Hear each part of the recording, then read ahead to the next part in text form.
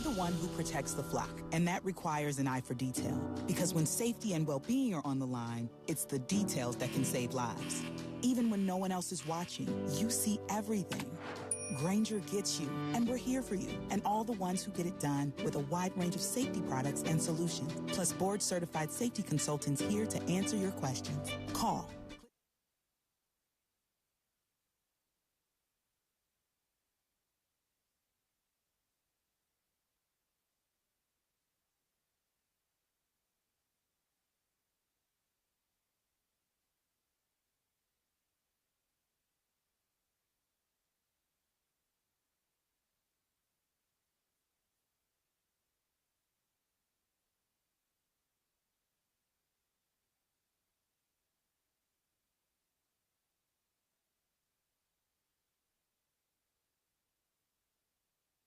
There's something special happening in College Station. Because there ain't a better place to go to school and play ball. We don't like it, we're coming on. Get used to it, all right?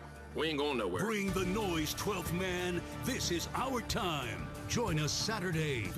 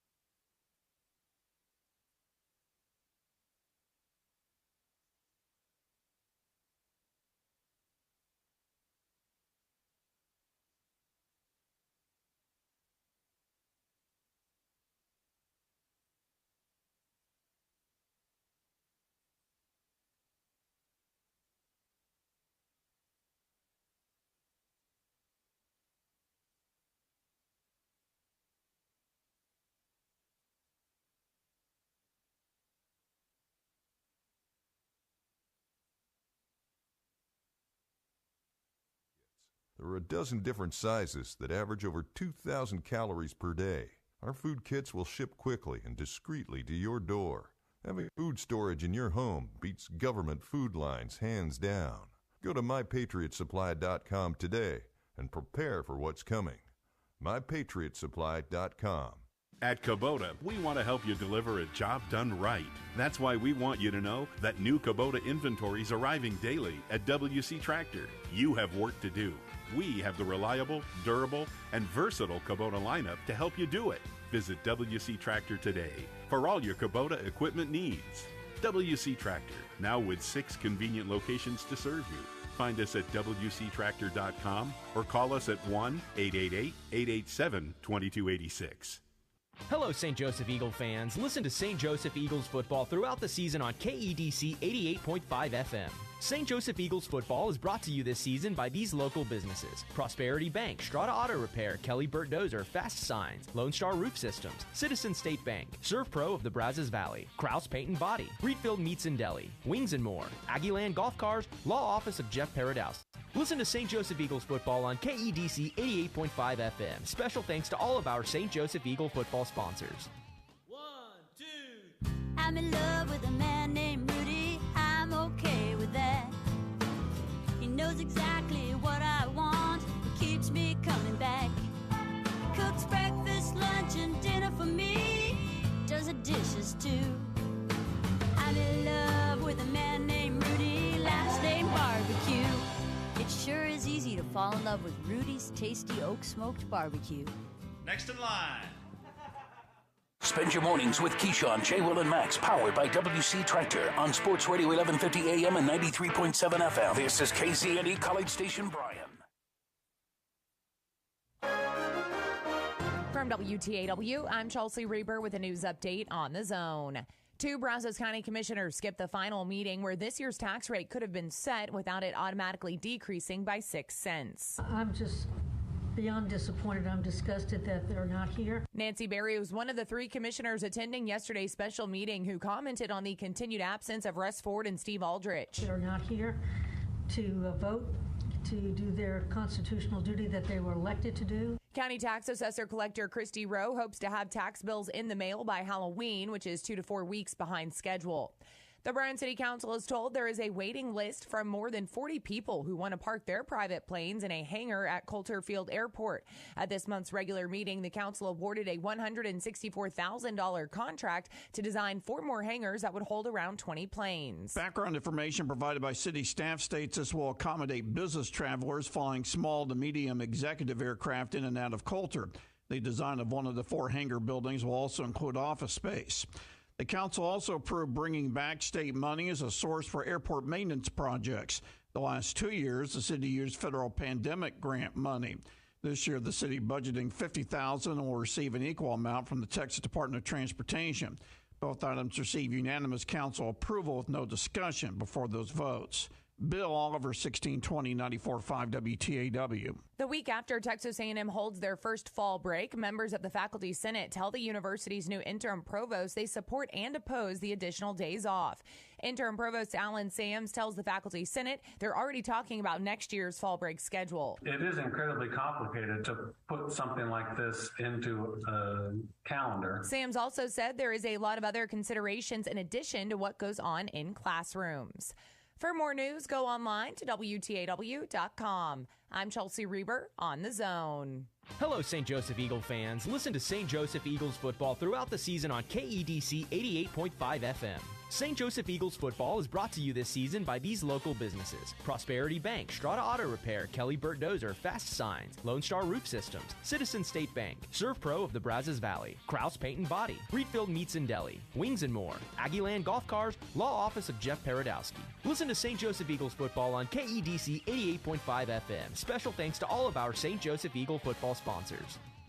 In today's tough economic climate, Bryan is in a strong financial position. As your current councilman for Single-Member District 3, I have fought to keep your taxes low and for fire and police funding. As mayor, I will help Bryan continue moving forward with the knowledge gained from my many years of service and experience. This is Bobby Gutierrez asking for your vote for Bryan Mayor starting October 24th or on Election Day, November 8th. Visit bobbyforbryan.com and keep Bryan moving forward. Political ad paid for by the Bobby Gutierrez campaign. Good morning, sports fans. I'm Zach Taylor with your Aggie Sports Minute on the Zone. This Sports Minute is brought to you by Hilco Metal Roofing and Supply. Call 936-825-0500 or click HilcoSupply.com. Well, tomorrow will mark the 9th all-time meeting between Texas A&M football and South Carolina. The 2 teams were designated as cross-division rivals back in 2014 and have met every year since, with the Aggies taking every matchup so far. Tight end Max Wright. Going into the game against for some reason, our guys get a little bit fired up, I guess. The Bonham Trophy's always fun to win. But it's just like any game in the SEC. They're a really good team, and so are most teams in the SEC West. You heard Max mention the oft-forgotten Bonham Trophy. The prize was created in honor of South Carolina alumnus and Alamo defender James Bonham and has been sitting in the Alamo's basement for the last several years. Kickoff is tomorrow at 6:30 p.m. The Zone Game Day show, sponsored by TexAgs.com, gets underway at 3:30 right here on The Zone. A&M women's soccer kept its unbeaten streak alive last night, playing number 21 South Carolina to a 1-1 draw. Sophomore Quinn Cornog scored the lone goal for the Ags. Women's tennis kicks off the Texas A&M Fall Invitational today at the George P. Mitchell Tennis Center. Competition runs through Sunday. And Aggie men's and women's swimming and diving is in Austin this weekend for a double duel meet against Texas and Indiana. And that's been your Aggie Sports Minute, brought to you by Hilco Metal Roofing and Supply. On The Zone, I'm Zach Taylor.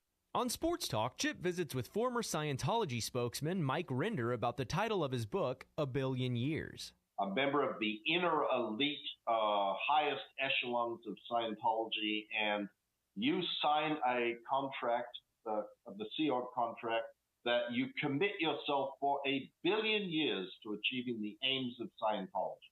Sports Talk. We haven't been here 1 billion years. It only seems like it. Weekdays from 4 to 6 on The Zone. If I'm gonna do this, I'll need my news team at my side. News team, assemble!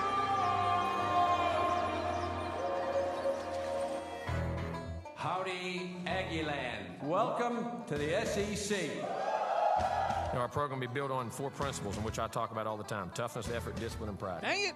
I'm going to have to buy that boy cream cone. Now I'm distracted on my point. What were we talking about? It's bull crap. All I care about is winning. Show me the dang baby. You do it till they do it right, and then you do it till they can't do it wrong. Go get him. Why are you dancing around? Eat him like he's a steak.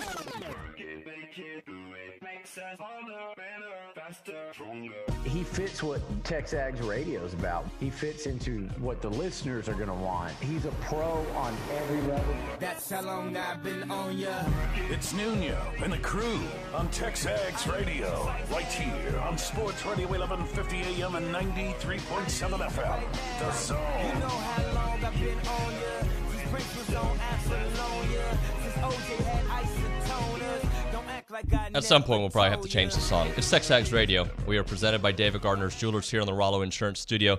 And I must admit, the Go Hour, which is presented by the warehouse at CC Creations, Maroon never looked so good with you, with Maroon U. The Go Hour is always better when this gentleman to my left is back in studio after his pilgrimage, to Hoover, Alabama, your favorite city. It was actually Homewood. Oh, Homewood.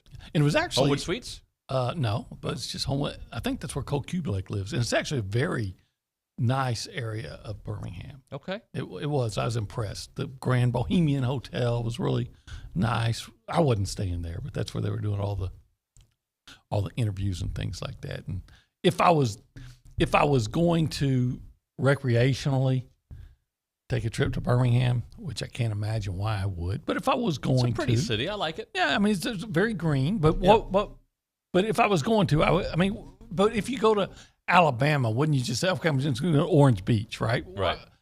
What really are you going to do in Birmingham? Nothing. It seems like a nice place to live. Yeah. But I would stay in that Homewood area because it's kind of trendy and Note nice. to self for the next time we go, unless we have to stay in Hoover, right? Yeah, I don't think we would. I don't think we would be able to afford that Grand Bohemian Hotel. A little high, huh? Yeah, I went and checked into it just to make sure. Did they have a special media rate or no? I would not to my knowledge. In fact, again, it wasn't a media quote hotel. I don't believe. Maybe it was. I just know it was more than we spent a whole lot less to stay 2 miles away. Right. Yeah, absolutely. So a couple things to get into this morning. We got a lot of football to talk about. We're going to have Reggie McNeil on the show. The real deal. The real deal, Reggie McNeil. A couple things about him. I think it's timely for maybe reasons out there, and also he's working on a business venture, so we'll have some fun talking to him. Yeah, he's the real deal who's going into real estate. So he's going to be real deal, the real estate dealer. The real estate dealer, who also played quite a bit as a freshman and made an impact when he... I was there. Yeah. I was there. Set the scene for that. Remind us how that all went down. Well, early in the game, he did not start. Mm-hmm. I think Dustin Long started. And A&M was having some offensive troubles that year. And they brought him in against number 1 Oklahoma. And he came in and just set Kyle Field on fire. I can't remember the amount of yards he threw. He passed for something like 220 yards. Let's just say it's something in that neighborhood. Maybe 260, maybe a little less. I don't know.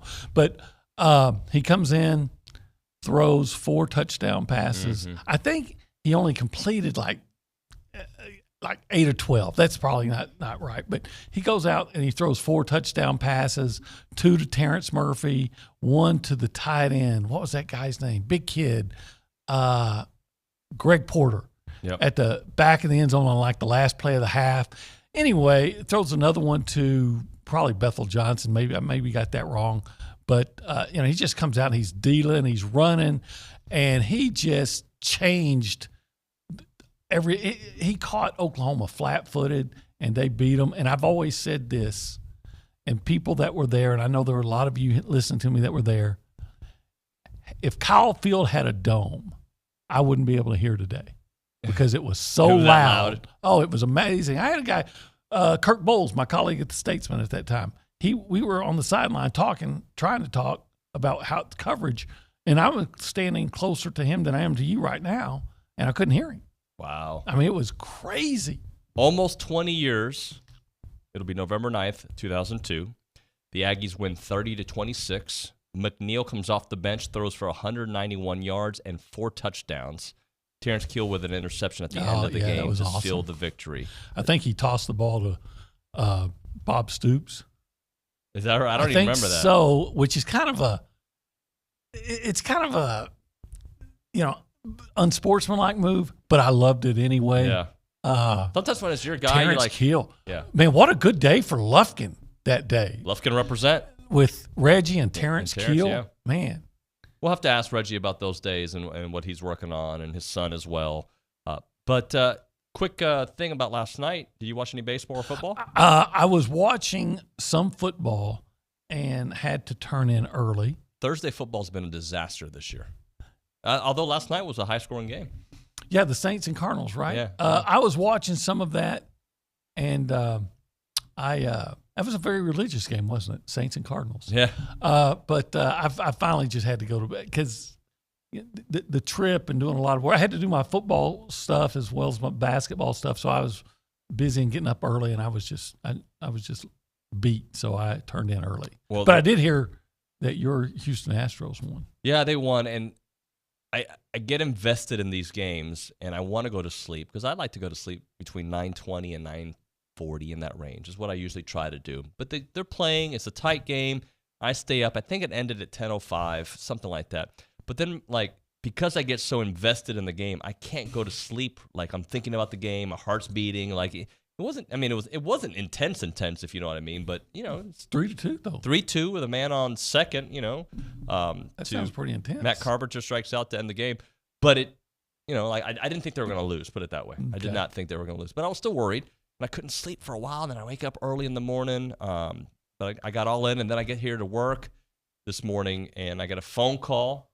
My son Cruz gets bit by a dog running with cross country this morning, and he texted me he's fine. The dog was running with cross country? Cross country was running through a neighborhood. A lady didn't have her dog on a leash. Oh. Dog attacks my son.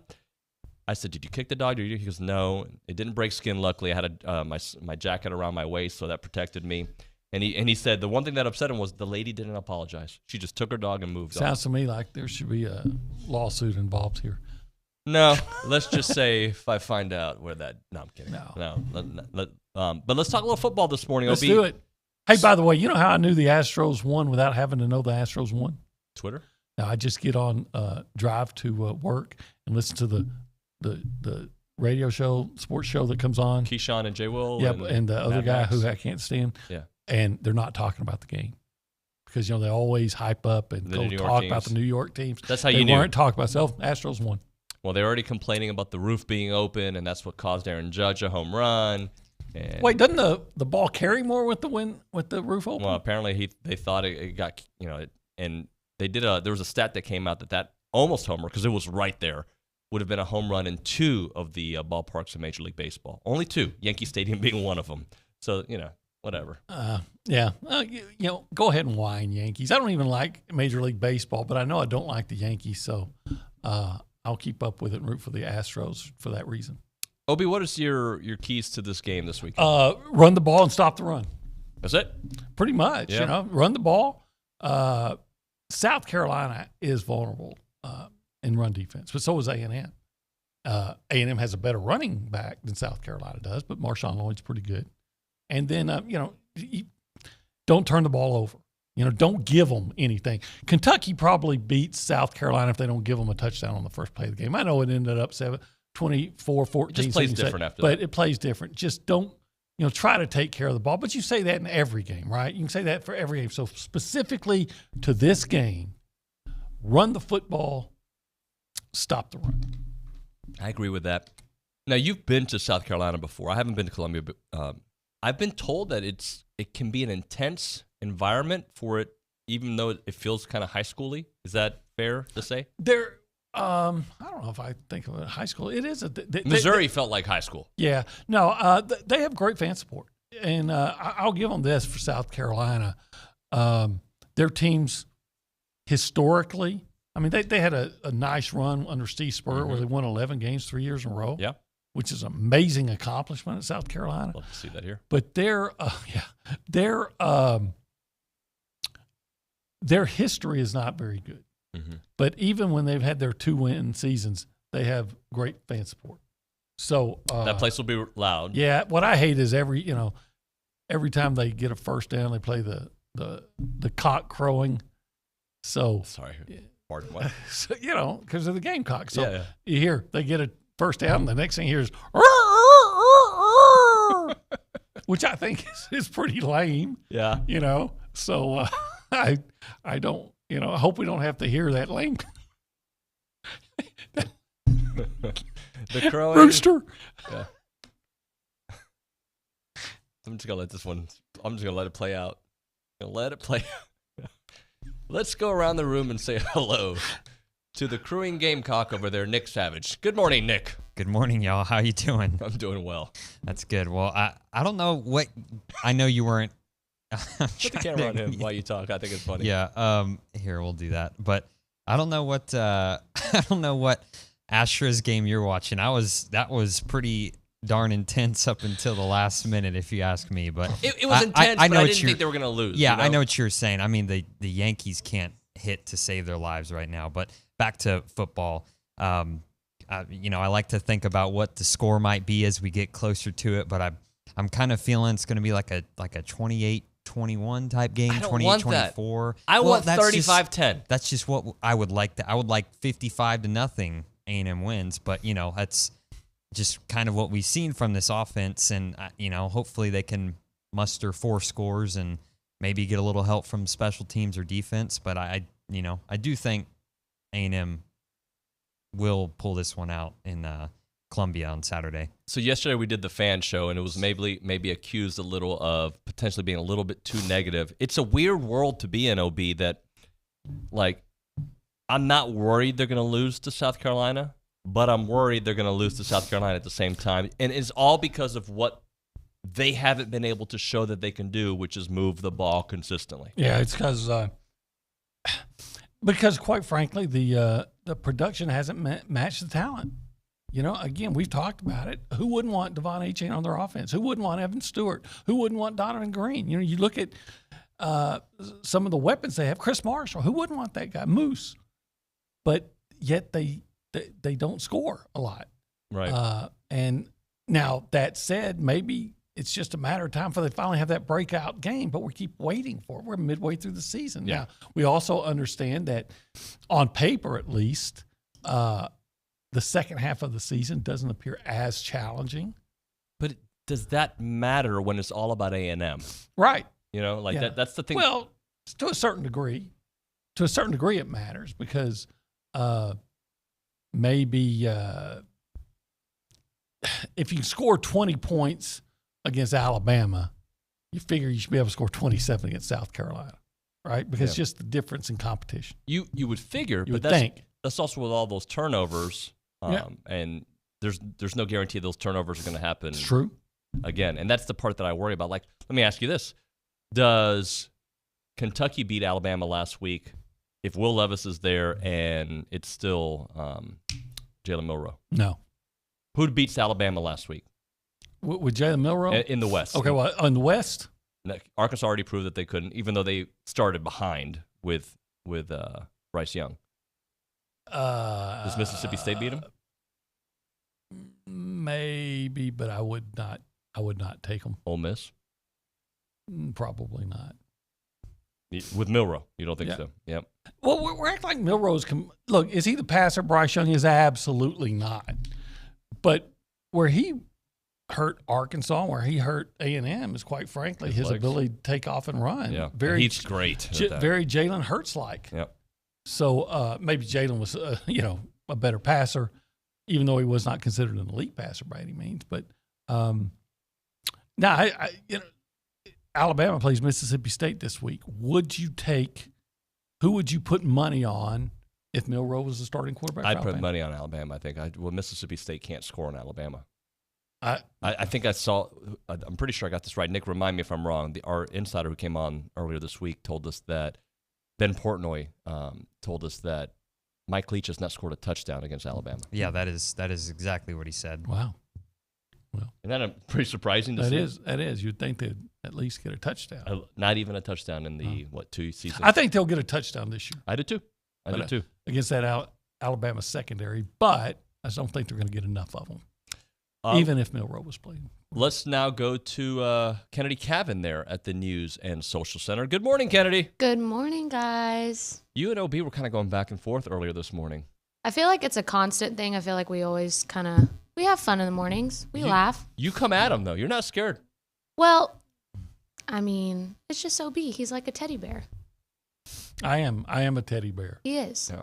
Very nice and kind. I was just telling her how much we had a disagreement on what we think about Taylor Swift. And she is the musical artist of my generation. And your generation's music sucks. And some people might agree with that, but me personally, Taylor Swift is a lyrical genius. Lyrical genius. Yes. Have you listened to one of her songs? I try not to. Oh, well, you have to. Doesn't she? Doesn't she just pretty much whine about like ex-boyfriends and things like that? No. That's what I've been told. That's what a lot of country songs are about, right? No, not necessarily. No. Well, when she was doing country, it was. True. Yeah. Contrary to popular belief, Taylor Swift does not only whine about her ex-boyfriends. She has some very touching songs that are not about boys. Who is the male artist of your generation? Well, according to me, it's Harry Styles. I would rather listen to that gamecock crow than Taylor Swift. But if you're asking Harry Jamie Styles? Yeah. Oh, my God. If you're asking Jamie Mowry, it's Joe Jonas. Taylor Swift is more masculine than Harry Styles. And that's okay. If Harry Styles... It's really not. If he walked into this room and said, hey, I'm Harry, I wouldn't know it's Harry Styles. Yeah, I don't know what he looks like. I don't know who he is. That's just insanity. Would you know who Bad Bunny is? Yes.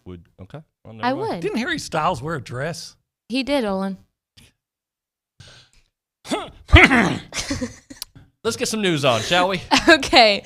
So the women's tennis team is set to host the Texas A&M Fall Invitational Friday through Sunday at the Mitchell Tennis Center here in College Station.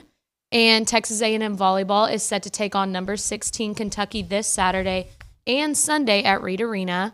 And then lastly, Texas A&M Women's Soccer and number 21, the South Carolina Gamecocks, played to a 1-1 tie on Thursday night at Stone Stadium.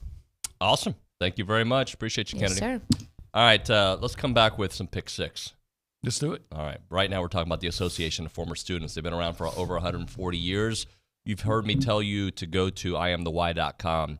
And the reason I've been telling you to go there, because that's basically their mission. Their mission is to give out to Aggies all around the world. So they've created this website, a collection of stories, because what the association has been doing for a long time is the support you've given them, they've then passed it back to everybody else out there. Scholarships, student assistance programs, Aggie bands, Silver Taps, Rain Day, class reunions, muster, tailgate, traveling Aggies, all that and much, much more. So they created IamTheWhy.com so you can see their why and you being part of that why. And this is where you can see a bunch of great, unique perspectives and stories of Aggies all over the place, where your story can be uploaded on there as well. I highly recommend it that you check it out and also put your story out there. It is IamTheWhy.com. Again, that website, IamTheWhy.com. It is the Association of Former Students.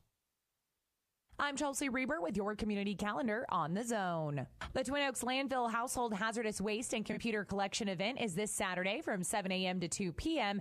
Visit twinoakshhw.com for a list of acceptable items and more information.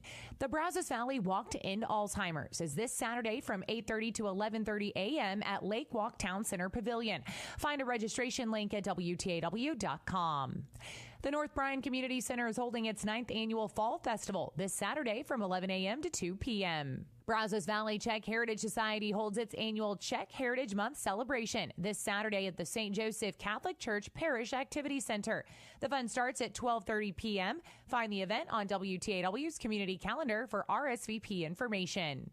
You can hear the Aggies and the Gamecocks Saturday with pregame at 5:30 and kickoff at 6:30 here on The Zone and online at radioaggieland.com. That's your community calendar. I'm Chelsea Reber on The Zone. Shop local, buy local, save big deals. Hi, it's Jenny from your local Big Deal store. If you've never visited our website, you're missing out because we've partnered with some of the best local businesses in town. Dozens of gift certificates, all discounted, ready for you to buy today. Here are just a few of the businesses you'll find.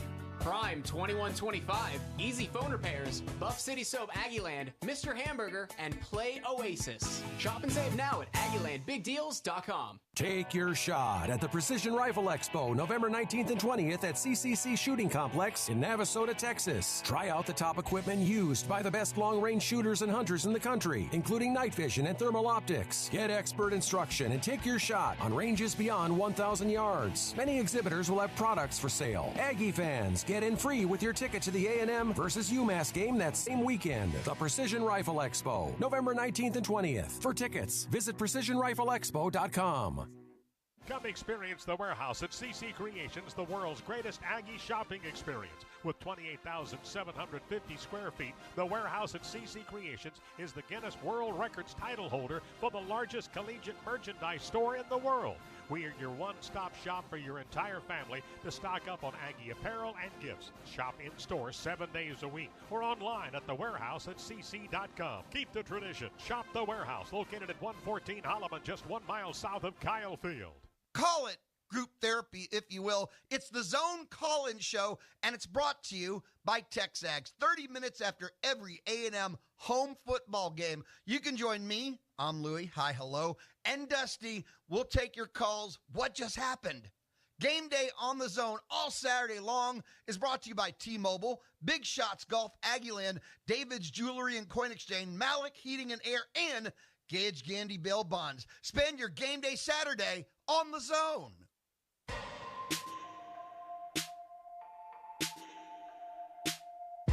Nice to meet you where you been. I could show you incredible things. Magic, madness. Song's pretty good. Pretty good. I wouldn't jam it ever, but like if I hear, oh, that's nice. That's a nice tune. Really? If I heard that, I'd turn the station. So we just lost all of our listeners? No, because they know that we're not going to play the whole song. Oh, okay. I would change the station too, but it's not a bad song. There was a guy, I'm not going to say his name, but he used to have a radio program here in town a few years ago. Gabe Block. No, it wasn't Gabe. It was another guy who's, and he was saying, talking about how the Beatles and Bruce Springsteen were overrated as rock and rollers. And then he says, but Taylor Swift, that's my jam. And right there I'm thinking, oh. There's a AM, like a talk show? Like no, that kind of show? It was a kind of an afternoon sports show.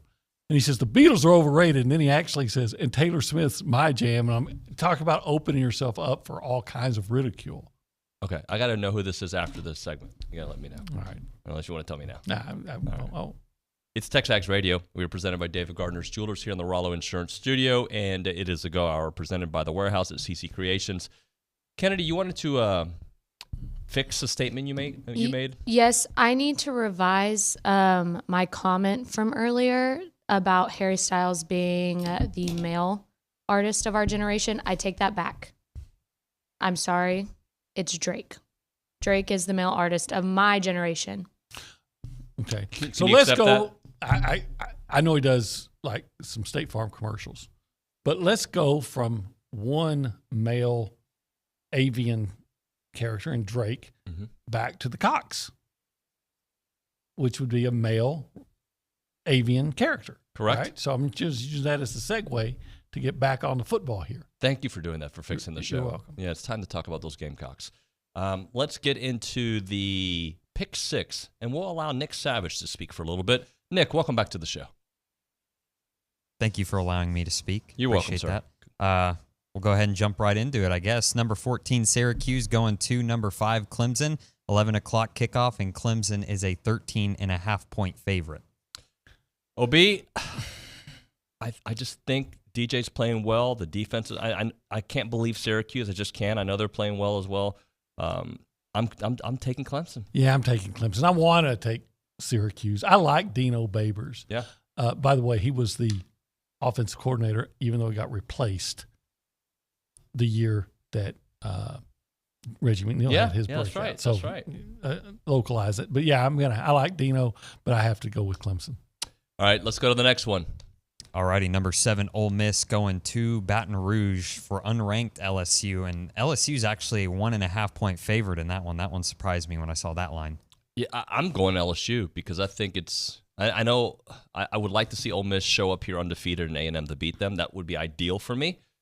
But I think going to Baton Rouge is a different experience, and I think right now Brian Kelly's got them playing well, although I don't really know who they are. I don't know LSU, like a lot of teams in the SEC, but I think at home they beat Ole Miss. Yeah, I think Ole Miss is just as much of an enigma. But I'm going to take Ole Miss. I'll tell you why. Not only do I get a 1.5, but I'm confident that no matter what the circumstances are, Ole Miss is going to find a way to score. Mm-hmm. I'm still not confident that LSU can score. I know they scored a lot last week against Florida. I cannot stress enough how bad Florida's defense is. So I'm going to take Ole Miss. All right, let's go to the next one. All righty, number 20, Texas going to number 11, Oklahoma State, 2:30 kickoff, and Texas is the 5.5-point favorite in that one.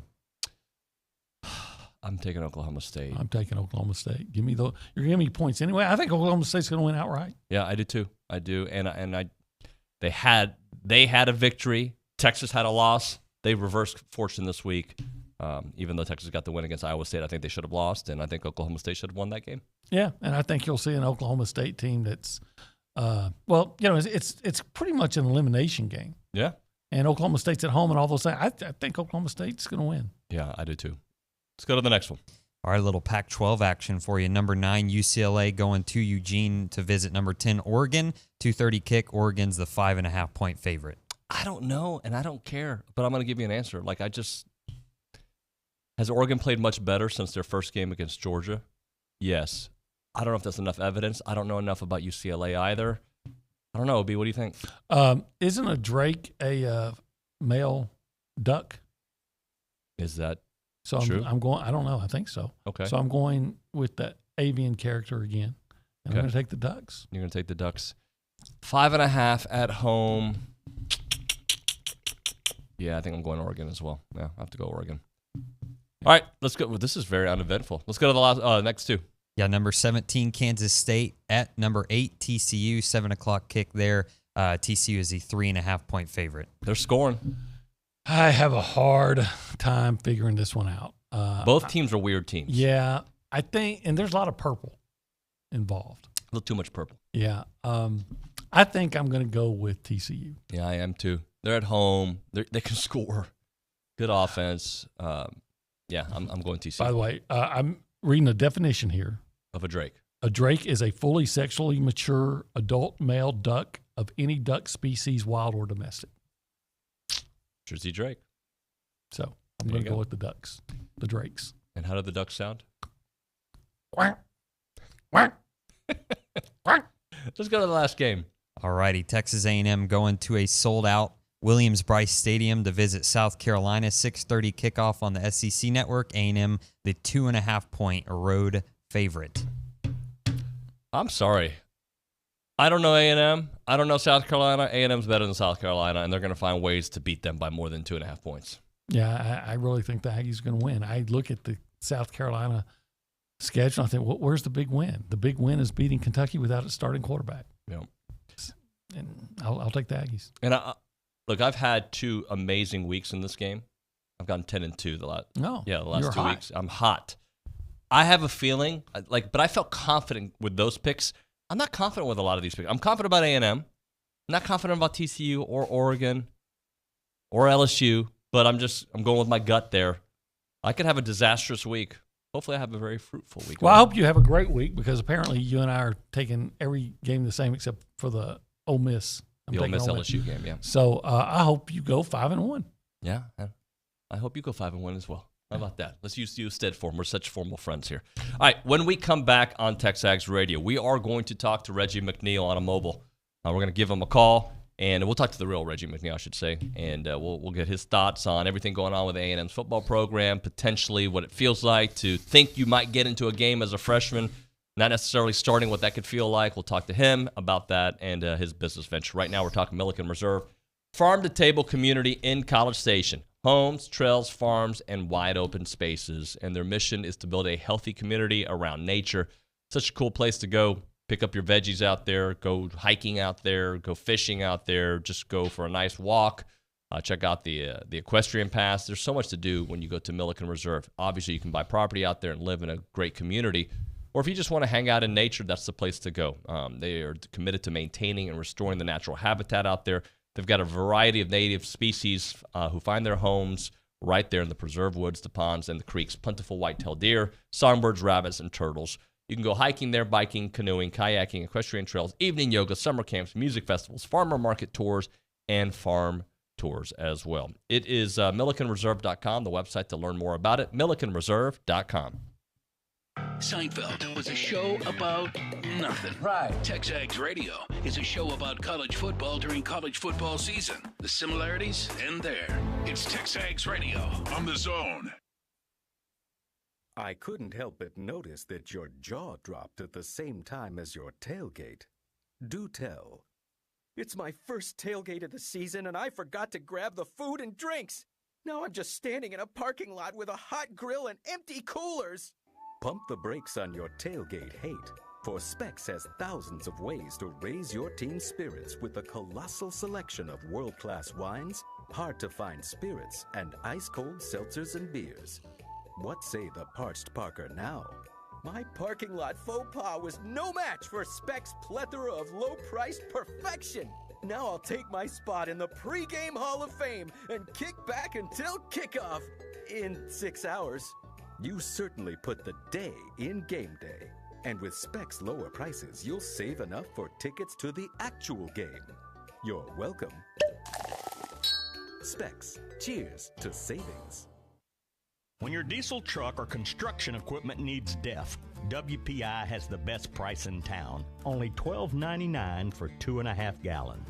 Regardless of your machine's make or model, WPI can help. From custom hydraulic hoses, O-rings to teeth, buckets and blades. Any part, filter, fluid, battery, or lighting is at your local WPI. Visit Jesse James at WPI's new location in Bryan, Highway 21 east at Marina Road, or click WPI.com. No matter which road you take, the Toyota Tundra is the perfect way to navigate it. On your path, you're your own boss and set your own hours. Look at that sunrise. You may find yourself in some pretty remote places. Whoa, that view. It's amazing. Or in places where pastimes become stories that become legends. I got one. It's a keeper. Hey, get a picture. No one's gonna believe this. And each day ends binge watching stars and dreaming about all the things you'll do the next day. You know what? I'm catching a bigger fish tomorrow. Built to follow your path, the Toyota Tundra. Build yours today. Visit your local Toyota dealer or Toyota.com for your ready-for-anything Toyota Tundra. The aggressively styled rugged Tundra is ready to be loaded up, and you can head off to wherever your path leads. Toyota. Let's go places. See packages and options at Toyota.com for feature availability.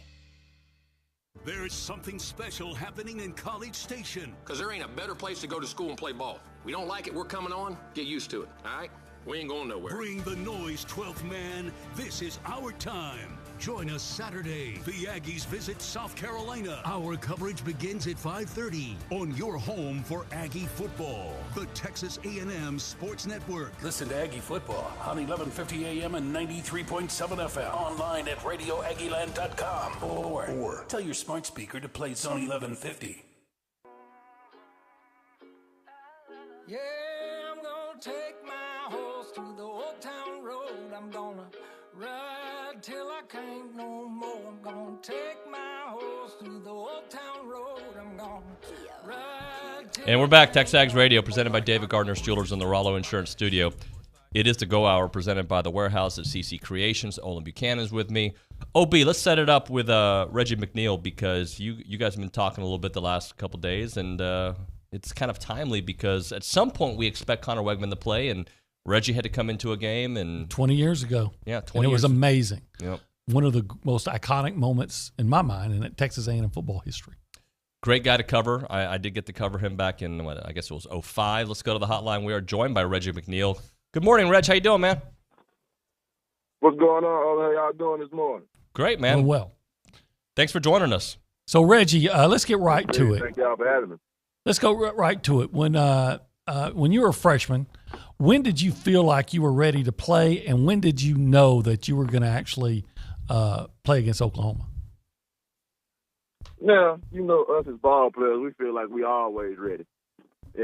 Especially being, you're a 4 or 5 star coming in with a lot of hype. Feel like you're always ready, but it's a lot that you have to go through and learn, and it's a process to it. So I've been dealing with college kids these last couple of months, couple of years, and making them understand the exact same thing. It's a process. Reggie, but man, sorry, go ahead. Go ahead. No, please go finish. Ahead, go ahead. So when did you know that you were ready, or that you knew that you were going to play against Oklahoma? Did Coach tell you earlier that week, hey, you're going to play in this game, or did you not know until they decided to send you out there? Nah, so leading up to that game, they told me that they were going to play me. So my freshman year, I played sparingly first couple games, getting my feet wet. Cause when Slocum was there, he had told me he didn't feel like me redshirt would be beneficial because they thought I would be leaving after 3 years.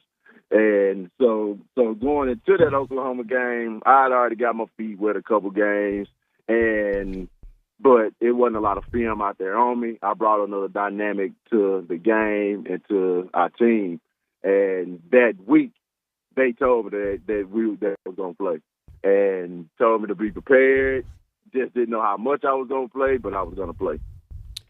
Reg, do you remember if they simplified the playbook a little bit because you were a freshman and playing against the number 1 team in the country? Like, was there any talk of that, or did you just have the whole complete game plan?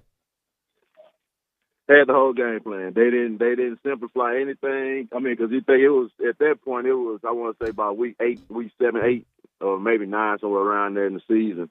And I've been there from the summertime to that date. So pretty much, I understand the football and the knowledge and the terminology. I grasped all of it early.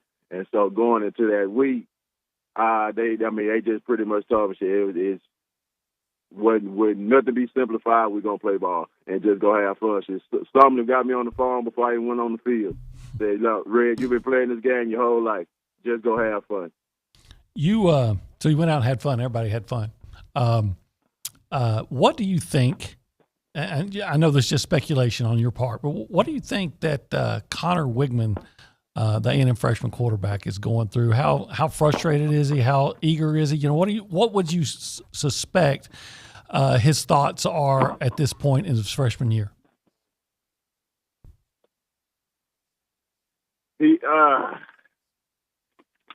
The situation where if you think about it, if you're being told the right things, you're making, and somebody's in your corner that understand the process and understand there's only one quarterback, understand there's only one person that can play that position at a time, your turn will come. Be patient. Understand the process. But when your time comes, be ready. And that's the biggest thing because it's coming. Whether it's next week, a week from later, whatever the case, the bowl game, whatever it is, it's coming. So when that time comes, be prepared and make sure you're ready for that situation. That's the biggest thing because your number can be called at any given moment. You see Max, he went out with he done for the season. It hurt. So that put Connor right at the number 2 spot.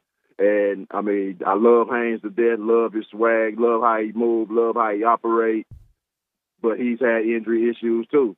So with that being said, you're one player away. I know that's everybody said, but it's the truth of the matter, man. You one player away all the time, and at this given time, at this date, quarterbacks are held. They are held up to an extreme height, and if you can't get the job done, people can't feel. Because they paying kids now. So now you got a kid that's getting paid and sitting on the bench when people feel like he should be playing. So it's a lot more to deal with now than what I had to deal with. Reg, how disappointing, or what's your take on how this offense has been, the inability to move the ball, the inability to score? It's very frustrating because you see the pieces that we have. We have the right people that we need. Understand that we're young, I get it because it's a young team. So it's going to only get better if everybody stay the course. Now, the thing is, you got so much people want to go in the transfer portal because things don't go their way. Kids not built like we were when we were playing. And we wasn't getting paid like these kids were when we were playing. So the thought process of it is a little different. And, man, it's tough. It's tough to say the least.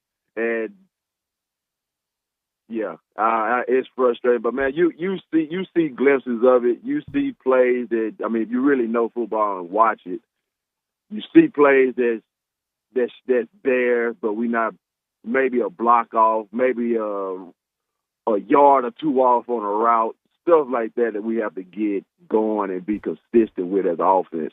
And I think it's more plays that's out there that we leaving on the field than anything. Well, hopefully they can make some. If they'd had Reggie McNeil out there a couple weeks ago, I think he could have run for 2 yards, by the way. So, Reggie. Probably. Found a way. Hey, Reggie, you were really good about, the real deal, but I understand you got a real estate venture going on. So tell us about what's going on in your life these days. Oh, man. So, I done hooked up with a bunch of, with 3 other Ags, man. It was a blessing, really. I was on my way to Dallas one weekend, and big time Aggie, no, not a ball player at all, just an alumni there. Reached out to me about the NIL stuff, and she was like, man, when I first heard the NIL, you were the first person I thought of. And he's a big real estate guy out in the Dallas area. And we're gonna be working on a 506C, pretty much multi-family homes. And I got a meeting coming up with T. Murphy here in the next couple of weeks.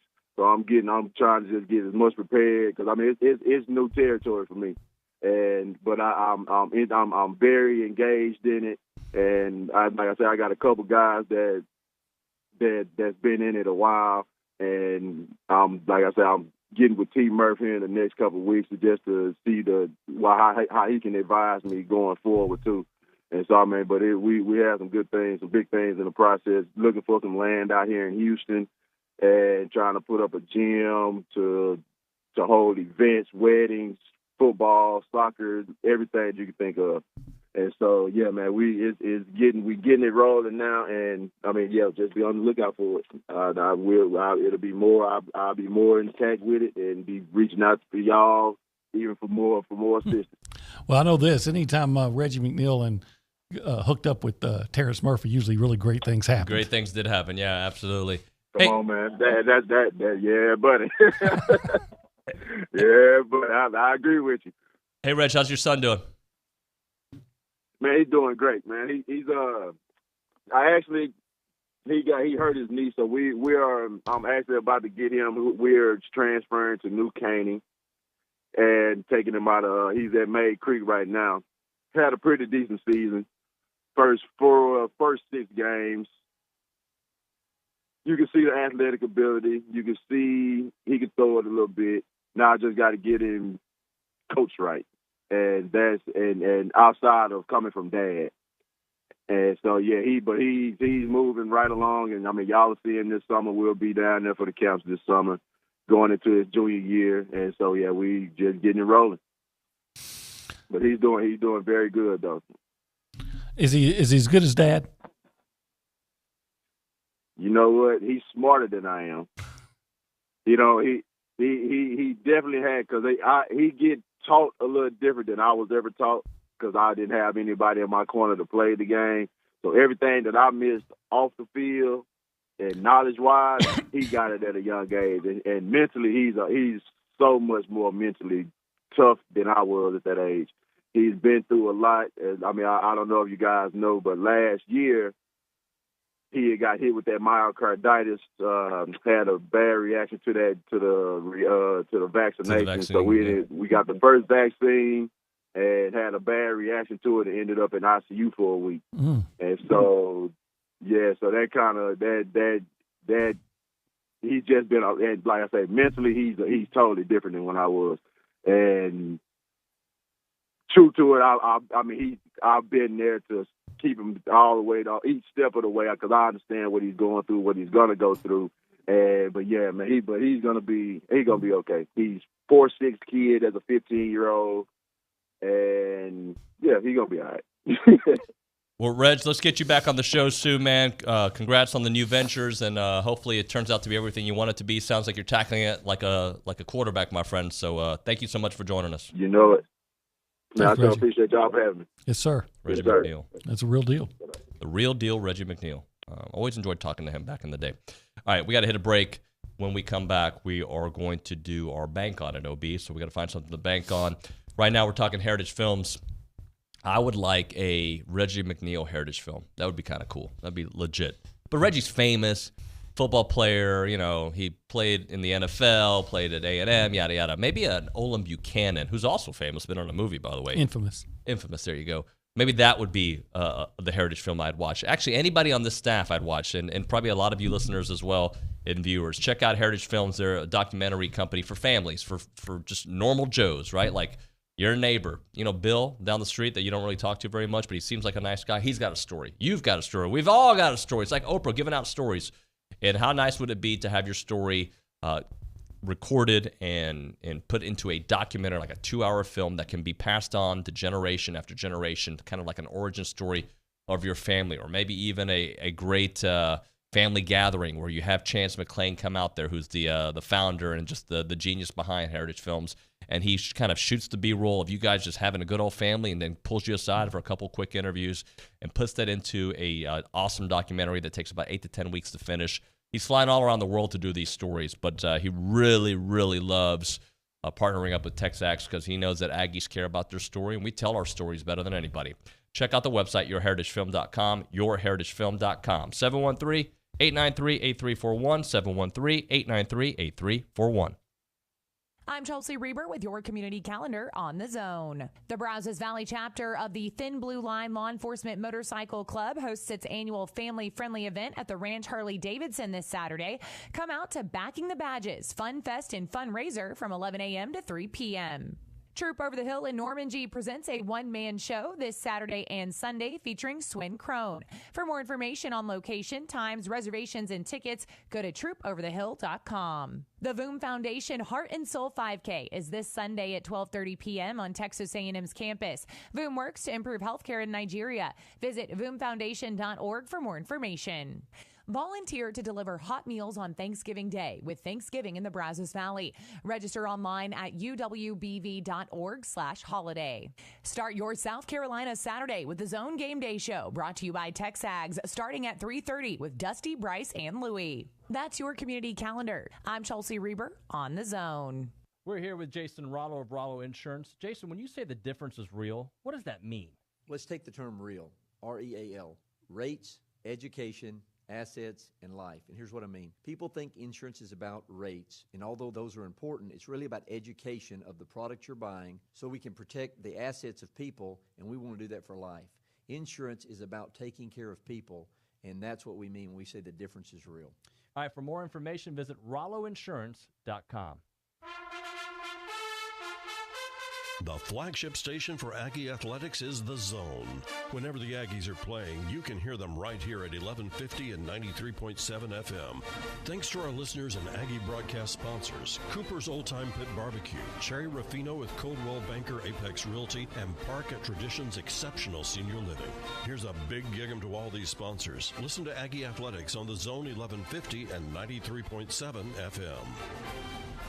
Time to talk Factory Builder Store, celebrating that new location in College Station, located at 11907 Welborn Road, right next to the Ashley Furniture Outlet.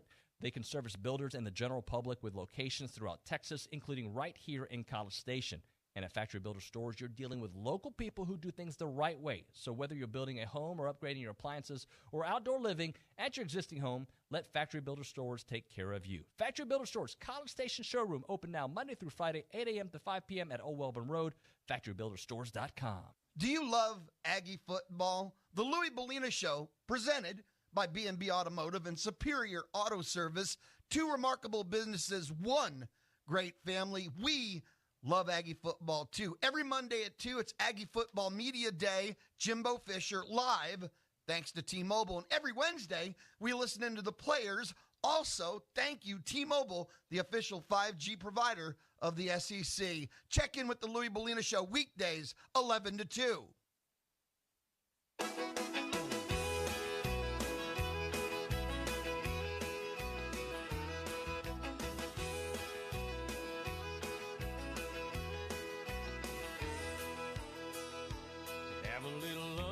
TexAgs Radio, presented by David Gardner's Jewelers here in the Rollo Insurance Studio. We got a couple things to get into. First off, I'm being told that Spencer Sanders might be out for Oklahoma State. Does that change the way we look at our pick? I mean, it's still early enough for us to make a flip. It would change mine if he's definitely out. Right. If he's out, yeah, I would change my pick. I knew he was injured, but if he's out, then yes, I'm changing. I'm sorry, I have to change. I will go with I will take the Longhorns if the Oklahoma State quarterback does not start. So if Ethan Jones is listening, who keeps this, we're going to research that during the break to confirm that he's out. If he's really out, because I don't know, I haven't seen it out. I've seen that he's hurt. Then we may change. The other thing is we got to do bank on it. But somebody did text in. No, I'm not going to read it. Never mind. I'll tell you at the break. OB something about people listening to the show and us talking about the offense, what it could do to the culture of the team. But I mean, if me talking about the offense is going to make somebody upset with the team, then they were already upset with the team. But we can do that later. Let's right now do bank on it, which is presented by Vera Bank. Authentic relationship-based built banking for real life. Go see Joel Jackson and the team. Learn more at verabank.com. All right, Olin Buchanan, what are you banking on? I'm banking on the Texas A&M defense holding South Carolina to 17 points or less. They held, Alabama to 24? Yep. They held Mississippi State. The defense held Mississippi State to 28. So I think that they're going to hold South Carolina to 17 points or less. So that tells me if you score into the 20s, Aggies, you should win the football game. I am banking on at least 3 South Carolina turnovers, 2 of those being interceptions, because I think Spencer Rattler is going to throw a couple. He throws 1.8 a game. He's going to throw 2. And there's going to be at least a fumble or maybe another Spencer Rattler turnover. Could be a fumble, could be another interception. But they're going to get 3 turnovers from South Carolina. And hopefully A&M turns those into points because they need them. Hopefully they need to get a short field. But you know what? It's such a good defense. I think that they're going to keep South Carolina under wraps. Yeah, absolutely. Defense wins games, right? Yeah, let's do it. OB, we're going to be heading out here in a couple hours. Happy to have you back here in studio, buddy. Happy to be back and going to go pack again and head out again. So I've been people are requesting on the YouTube page for me to play Taylor Swift the entire way to the airport. Won't happen. I can guarantee you it won't happen. Nor will it happen when we play Harry Styles or anybody else that walks around in dresses all the time. And I won't stay in my lane. Ooh. Ooh. It is. I don't have a lane. It's like Jerry. Unless I'm running a track meet, then I'll stay in my lane or I'll get disqualified. Kramer, when he's driving, there's no lane. Is it Kramer and Elaine? Never mind. We'll talk about it later. It's TexAgs Radio. We are presented by David Gardner's Jewelers.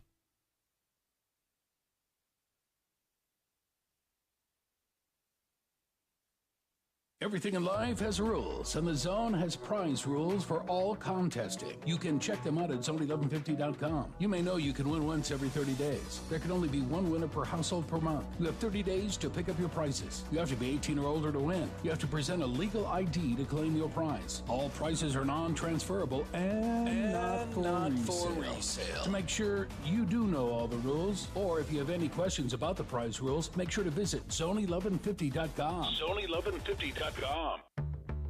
Today, millions of people all across America are building a life in recovery from addiction and mental illness, helping themselves and helping each other, with friends, family, and community lending their strength and support. Join the Voices for Recovery. Together, we are stronger. For 24-hour free and confidential information and treatment referral for mental and substance use disorders, for you or someone you know, call 1-800-662-HELP. Brought to you by the U.S. Department of Health and Human Services.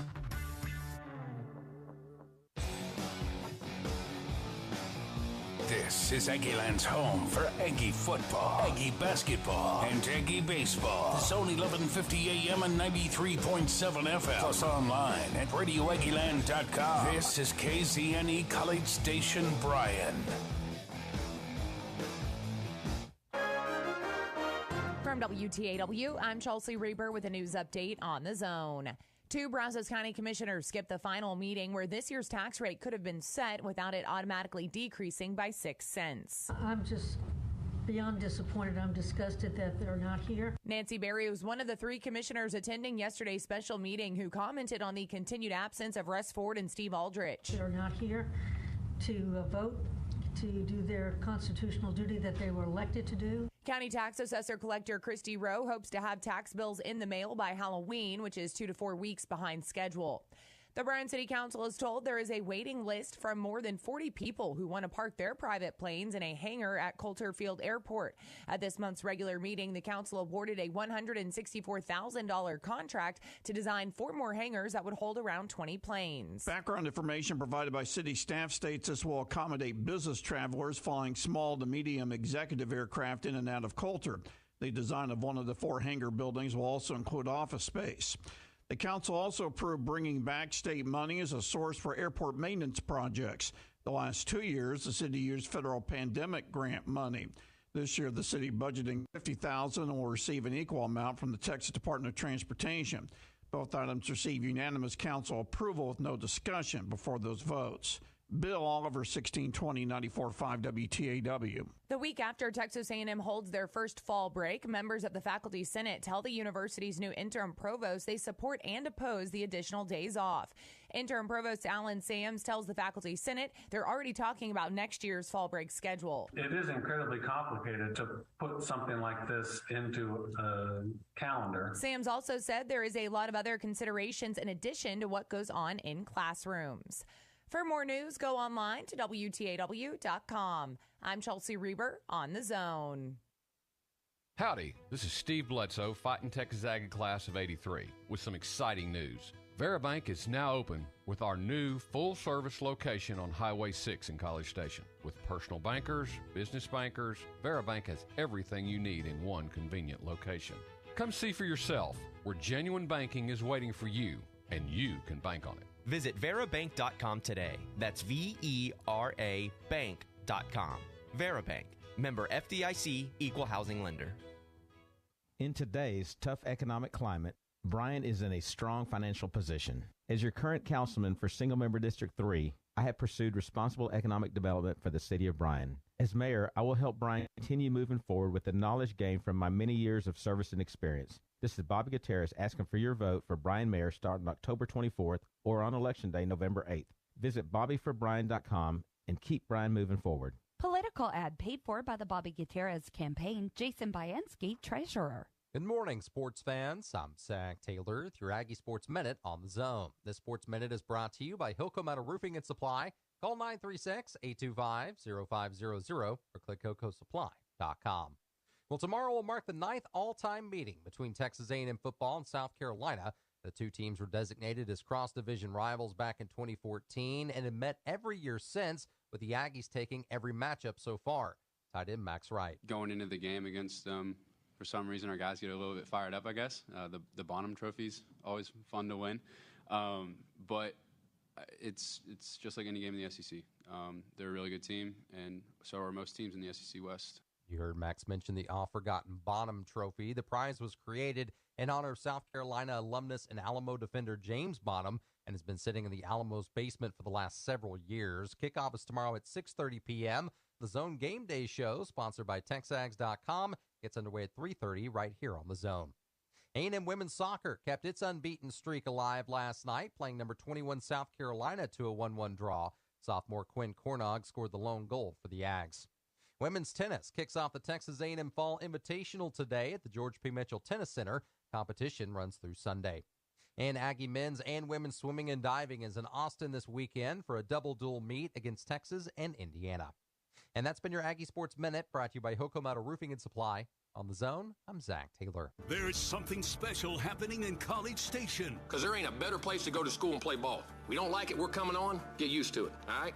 We ain't going nowhere. Bring the noise, 12th man. This is our time. Join us Saturday. The Aggies visit South Carolina. Our coverage begins at 5:30 on your home for Aggie football. The Texas A&M Sports Network. Listen to Aggie football on 1150 AM and 93.7 FM. Online at radioaggieland.com. Or tell your smart speaker to play Zone 1150.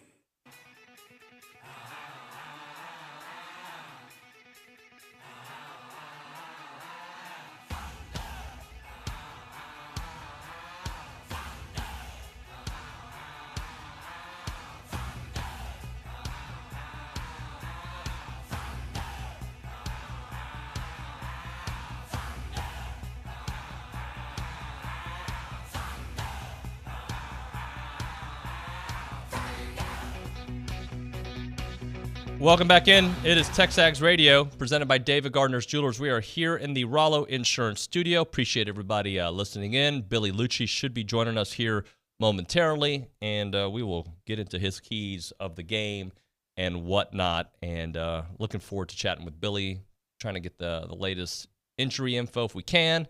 It is Friday, so we're getting a little closer to doing that, finding out a little bit more. Obviously, I'll be there on Saturday in Columbia, where I will try to let you know pregame who's going to be playing, who's not going to be playing, who's suited up, who's not. It'll be fun to break that down. Let's give out the particulars. If you want to be a part of the conversation, multiple ways to do that. You can call us up and give us your thoughts on everything happening out there. 979-693-1150, 979-693-1150. Billy's calling me. That's interesting. Maybe we should call Billy on the phone, guys, see if he wants to chat with us.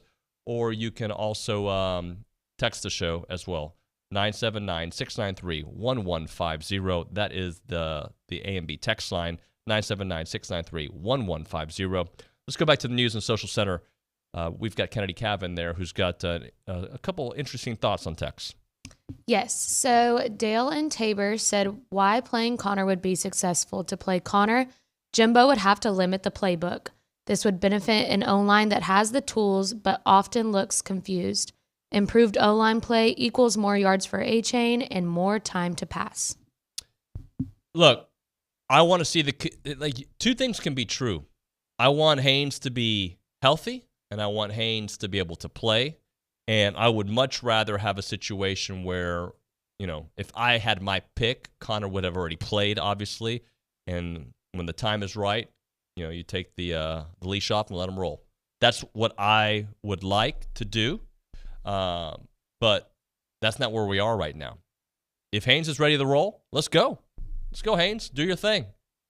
And if Haynes gets the offense moving like we started seeing at the end of the Alabama game, good times. If not, then you have an alternative. That would be the ideal situation for me. But, again, there's a lot to, how's the offensive line look? Can they get the ball to A-Chain? There's a lot of questions that go into it. Let's go to the hotline. Billy Lucci is there. Good morning, Billy. Formio, what's going on, buddy? Buddy, the Formio conversation we had yesterday was music to my ears. That was great. Oh, yeah, we did. We had a couple of listeners. What's great about that, David, is they came in and one of your what do we call it? The post-game show, the post-show. Post-game rap? This is terrible branding. No, the post-show YouTube. Oh, TexAgs Rewind? The Rewind. He's a big fan of the Rewind. And what's amazing about that story, and I haven't let you in on it yet, but I will now, I suppose, when this train goes by. But the beauty of that story is that he told us all of his credentials, a pretty extensive background and literally you could really tell right away that he knew everything there was to know about the shoulder and about what he was talking about to us. And it didn't take a certain someone 60 seconds to start correcting his guy's form and start telling him what he needs to know about the shoulder and shoulder exercise and how to do that. I don't remember. I'm not going to say who that was. But it was someone. Did that same person tell me that my shoulders were great and I was doing it exactly correct, and the advice that I gave his partner was spot on? Is that the same conversation? I don't remember that second part, but the first part, yes, you have immaculate shoulders. So fake, though, I don't. It was very nice of him to say. That was cool to chat with them, man. But, yeah, I always love talking to the folks there at the gym. Billy, do you want to start off with your keys to the game, or maybe try to update us if you can, if there's anything to update us on the injury side? Yeah, not a lot. I'm going to do a little bit of that during this morning sometime. Just a little update on kind of what things are looking like. But I'll just the first thing I'll say is the bigger question that everyone had, and Jimbo said it at the start of the week. I just feel like a lot of times people don't believe the head coach when he's talking about things, but Haynes was practicing. He was going to go. He's practiced all week. I fully expect 13 to start the game. Now, the million-dollar question will be, with all the extra reps and all that, is Connor Wigman going to see playing time? That I can't answer. That's speculative on everyone's part, and I think if you polled a lot of people a lot closer to the situation than me, it would be, who knows, and that's how Jimbo's tech is going to roll unless he flat out tells them, hey, I'm putting Connor in during this. And man, I've been calling for it. I've been calling for that formula to break him in, not to make him the starter out of the blue. Of course, there could come a time for that if the quarterback play doesn't continue to improve, because I do think it took a big step forward against Bama. Not to say that Haynes King was out there lighting it up, but I thought he put forth a hell of an effort and did make some key plays and some key moments of that football game on the road against, I'm actually going to say, probably one of the two best defenses they faced this year. We can go into the whole thing about Alabama later. I'd love to talk about them for a minute later on, David. Okay. I think Nick Saban, all these things everyone's making about him, there's one problem for Nick Saban and the whole operation, and it's Pete Golding. Beyond that, I think it's Pete Golding more than it is Bill O'Brien, although I think they make some really stupid decisions at ends of game. Really stupid decisions. I mean, but I can go back to Nick Saban, and I remember the year of the kick six. I thought Saban butchered the end of that game. I think against A&M, they butchered things down inside the 10 by throwing it as much as they were. I think they almost butchered the Texas game by throw, and they threw a fade to the end zone that was kind of a bad throw, a wonky play, like you're risking a pick in the end zone. You've got the game-winning field goal just set up, and all you need to do is run the ball and center it. And then Saturday, Nick Saban sitting there, they could have run the ball. They had a first down that looked like a backbreaker that set up the field goal. And I know he hasn't been the best lately, their kicker, so you want to get a better field goal. But they went like throw, and stopped the clock. On at least one of those plays, they stopped the clock. Tennessee has to burn timeout. They don't get that timeout at the end of the game with 2 seconds left. They don't get to spike that ball and set up a field goal. Game goes to overtime. How they left any time on the clock and took any type of risk down there in throwing the football again when they'd already done that at Texas, it's mind-boggling to me. And so, but I think the defense is their only real problem. I mean, that's the real problem right now. We'll talk about that in a minute. But I think with Connor, I just want to see I've been calling for this. You don't have to start a true freshman out of the blue. We saw the blueprint firsthand with Trevor Lawrence and Kelly Bryant. And Kelly Bryant, and I know there's some real allegiance from Jimbo to Haynes, and I think, again, like I said, I think Haynes earned this start. I think you want to see him come out and hey, can you build on what you did at Bama? Okay, whatever metric anybody wants to call it, that was the best game he's played in the toughest environment against the best team he's played. Remember the teams he started at quarterback against. It's not, there's no real list that's impressive. So that was by far the toughest task he's had, and he played his best game. So see if he can build on that. But that doesn't mean that you can't put in 15 and you can't put in a talented true freshman. You want to talk loyalty. How loyal do you think Dabo Swinney was to Kelly Bryant, a guy that the year before took them to the national semifinal? And I think they were like, were they 13-1, whatever they were up until that point. And then by the second game that next year, Trevor Lawrence is coming into the game against A&M. And you know what happened? Kelly Bryant finished off the win because Trevor Lawrence, no matter how talented, and keep this in mind with Wigman, no matter how talented Trevor Lawrence was and went on to be the number one pick, probably should have won a Heisman, doing good in the NFL. No matter all that, he came to Kyle Field and he struggled. He had a long touchdown where it got blatantly pushed off. We did see that. But no, that was Bryant came back in. But he had a long touchdown pass. But as that game was going and A&M was surging, Trevor Lawrence was having trouble with Mike Elko's defense. They took him back out, and they put in Kelly Bryant, and he led them to the finish line. And it wasn't that impressive, but it was something that a veteran presence under center was able to do. And if you put Wigman in for a series or two here or there, or give him some run, it's not a benching of Haynes, and you can absolutely pop Haynes right back into the games, provided he's playing at a level that you feel like you're going to win the game with. So that's what I'm interested in. But yeah, I'd be shocked at this point. I think, as of last I'd heard, all signs to me pointed to Haynes getting the start. And he's been practicing, like I said, all week.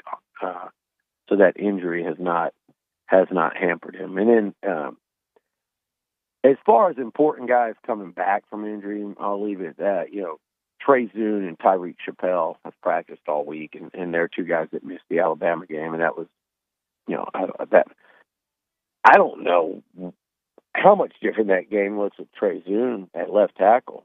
I mean, I know, we're not talking about, Jake Matthews or Luke Jokel out there, at least yet. He's a young guy, but he goes out there and he's getting better and better, and then you take him out and you're playing Aggie, who had never played tackle in his life in a meaningful snap, starting against Will Anderson, who they kept moving over to his side. So who knows how much different that looks. And then, of course, Tyreek Chappelle changes up your entire he pushes everyone back a notch in terms of where they're at DB, at corner, and I think upgrades that whole position tremendously. Not that they played bad, but, I mean, maybe they score that touchdown, and it was Deuce Harmon chasing on that play, and maybe that's Chappelle in that instance. I think your best cover man. Billy, that defense overall, and hopefully they get some linebacker help back here in the next week or so. The Chappelle, as you mentioned. Well, I think White will be back. Andre White, well, there you go. And then, McKinley on the defensive line, who came back last week. That defense, which has played pretty well, I know they've given up some rushing yards. Just as a unit, they should be considerably better. Yeah, I think the second half of the season, look, they've also played 6 games with DJ Durkin, and Durkin's been able to do, trial and error and figure out what's working and what's not, what's his best alignment, who are his best personnel. All those freshmen are now, we said this week that we thought we saw them turn that corner maybe to where they're at that point where we can say, hey, they're not freshmen anymore. And, yeah, that defense's second half should be really good.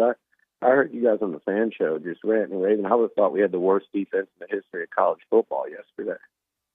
I really would have. I think in SEC games, they lead the league.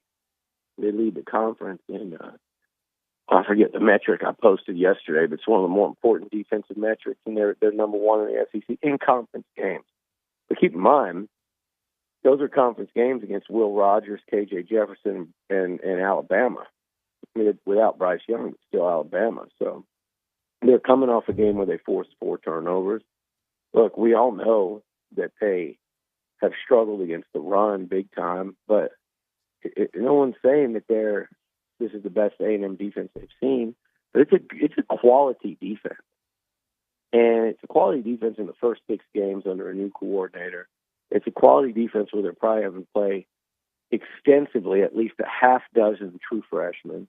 It's a quality defense that has kind of been riddled with injuries, and they're figuring it out. They're figuring out how to make it work, and I think they've all but one game. They've been really good this year. And I'm not saying you can't nitpick or rushing yards. They're not intercepting the ball. They're not really getting to the quarterback. They've still been a very solid defense. All right, Billy, let's hit a break here. We'll come back. I know you'll be in studio for it, and we'll chat then. It's TexAgs Radio, presented by David Gardner's Jewelers. Right now we're talking Costa Vida. All right, guys, holidays are coming up. Obviously, Halloween's right around the corner. Not that I guess you could do a Costa Vida holiday, Halloween kind of little shindig. Why not? Why wouldn't you? And Thanksgiving and obviously the Christmas holiday and whatnot. Their calendar's starting to fill up for your holiday catering, but they can hook you up buffet style. They can take care of you full service, you name it. They got a new food trailer available for big events as well. They got that cooler weather, which is a great time for chicken tortilla soup. It is so delicious out there. You know the deal when it comes to Costa Vida. They're made scratch daily, Aggie owned and operated. They're going to make great food, and it's going to be an incredible experience when you go out there to Costa Vida and eat. They're open all the time, breakfast, lunch, dinner. Right now, if you're thinking about getting a coffee and maybe a breakfast taco, go there. Stay for a little bit longer, have a meeting, stay for lunch, get your tortilla soup on, get your quesadilla on, whatever, and just enjoy the awesome food that they have there. It's such a wonderful place. They got taco happy hour. They got student discounts. They got a lot of great stuff going there. Bottled beer, pina colada, sangria, margaritas. So it's just a really good place to go in South College Station. Holly's the best. Good friend of us here at TexAgs and just of Aggie athletics in general. You definitely want to go check out the scratch-made, awesome, fresh Mexican food that they have there at Costa Vida. 4501 Mills Park Circle in South College Station. Again, that's 4501 Mills Park Circle in South College Station. It is Costa Vida. I'm Chelsea Reber with your community calendar on The Zone. The Twin Oaks Landfill Household Hazardous Waste and Computer Collection event is this Saturday from 7 a.m. to 2 p.m. Visit twinoakshhw.com for a list of acceptable items and more information. The Brazos Valley Walk to End Alzheimer's is this Saturday from 8:30 to 11:30 a.m. at Lake Walk Town Center Pavilion. Find a registration link at WTAW.com. The North Bryan Community Center is holding its 9th annual Fall Festival this Saturday from 11 a.m. to 2 p.m. Brazos Valley Czech Heritage Society holds its annual Czech Heritage Month celebration this Saturday at the St. Joseph Catholic Church Parish Activity Center. The fun starts at 12:30 p.m. Find the event on WTAW's community calendar for RSVP information. You can hear the Aggies and the Gamecocks Saturday with pregame at 5:30 and kickoff at 6:30 here on The Zone and online at RadioAggieland.com. That's your community calendar. I'm Chelsea Reber on The Zone. Start your sports day with Keyshawn, J. Will, and Max, powered by WC Tractor. Weekday mornings from 5 to 8 on 1150 AM and 93.7 FM. Or just tell your smart speaker to play Zone 1150. WC Tractors, your local award-winning Kubota and New Holland dealer. Call them with your questions at 1-888-8-TRACTOR. That's 1-888-8-TRACTOR. Or check them out online at WCTractor.com. Rise and shine. Weekday mornings from 5 to 8 with Keyshawn, J. Will, and Max from ESPN Radio. Powered by WC Tractor. Here on The Zone. If you own construction equipment and need replacement rubber tracks, now's the time to get $200 off your next set of rubber tracks at WPI. Regardless of your machine's make or model, WPI can help. From custom hydraulic hoses, O-rings, and depth to teeth, buckets, and blades is at your local WPI. Visit Jesse James at WPI's new location in Bryan. Hurry in. $200 off rubber tracks in soon. Highway 21 East at Marino Road or click WPI.com. If you have a debit card, you're used to spending money. But what if your card actually ended up earning you money? That's not exactly normal, but that's what you can get at A&B. It's called Kasasa Cashback Checking. Don't mind the weird name. What you need to know is that it's a free account with cash rewards. Use your debit card for everyday purchases, and we'll pay you cash back every month. If that doesn't sound like normal banking, well, guess what? We're not a normal bank. So contact A&B today and ask for Kasasa or visit ANB.com. Equal housing lender, member FDIC. Every home game Friday, the Louis Bellina Show is live from the T-Mobile on Texas Avenue in Lincoln. You can eat free pizza from Hungry Howie's, win great prizes, just spin the wheel, and register to win Aggie football tickets from T-Mobile. Every home game Friday. You can also register online at zone1150.com from Thursday, 1 o'clock p.m. to Friday, 1 o'clock p.m. It's Lunch with Louie every home game Friday.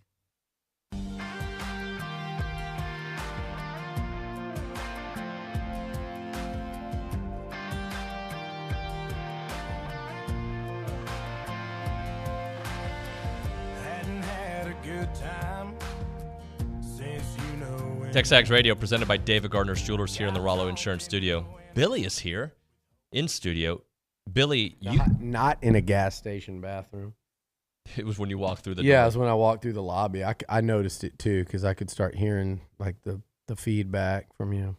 So the Astros game, that one kept me up a little bit later than I wanted. You and me both. A little more intense than I wanted, but it was a cool atmosphere, huh? And what about that dude running on the field and trying to hug Altuve? I saw the videos wild. of it. Yeah, I have a video of it myself, Oh, yeah? actually. Did you post it? Yeah, it was on, I think, Instagram, maybe, like my story. But, yeah, no, great game, intense. I don't know if it was necessarily great baseball. I mean, the Yankees scored their runs off a couple Astros errors and not a whole, like, I just didn't feel like the Yankees were ever going to. That lineup, I don't know how long it's been. I don't follow it like the pontoon man does over there. But I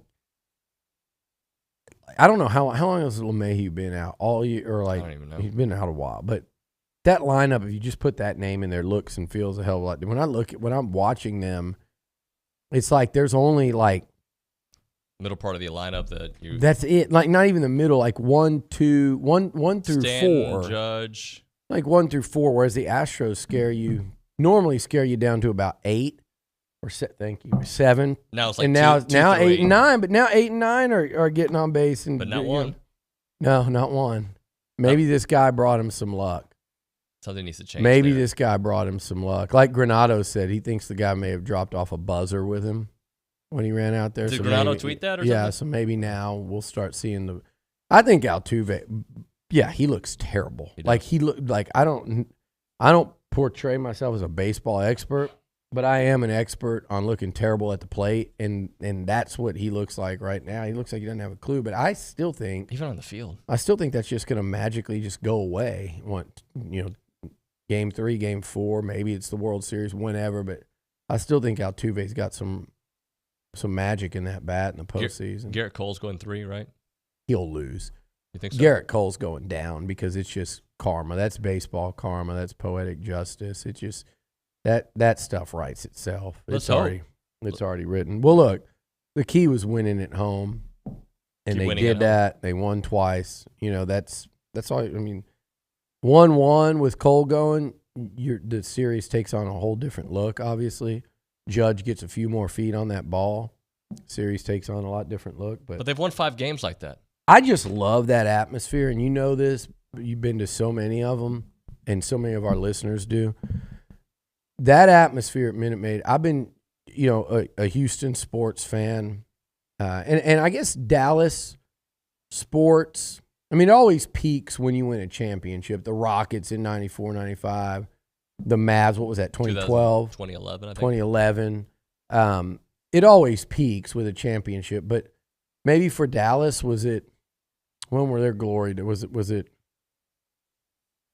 I mean, did the Stars win it around the time the Cowboys were great, or the was it Stars the Cowboys won were in great? 99, I believe. No. Yes. Yeah. 95, 96, I believe. Wait, no, 98. 98. You're right. I'm yeah, sorry. Yeah, Yeah, so 98. That Cowboys, Stars, but for Houston, you and I were talking. The glory days of Houston sports was when we first moved to Texas. To me, and it was Love You Blue had back-to-back AFC Championship games against the Steelers.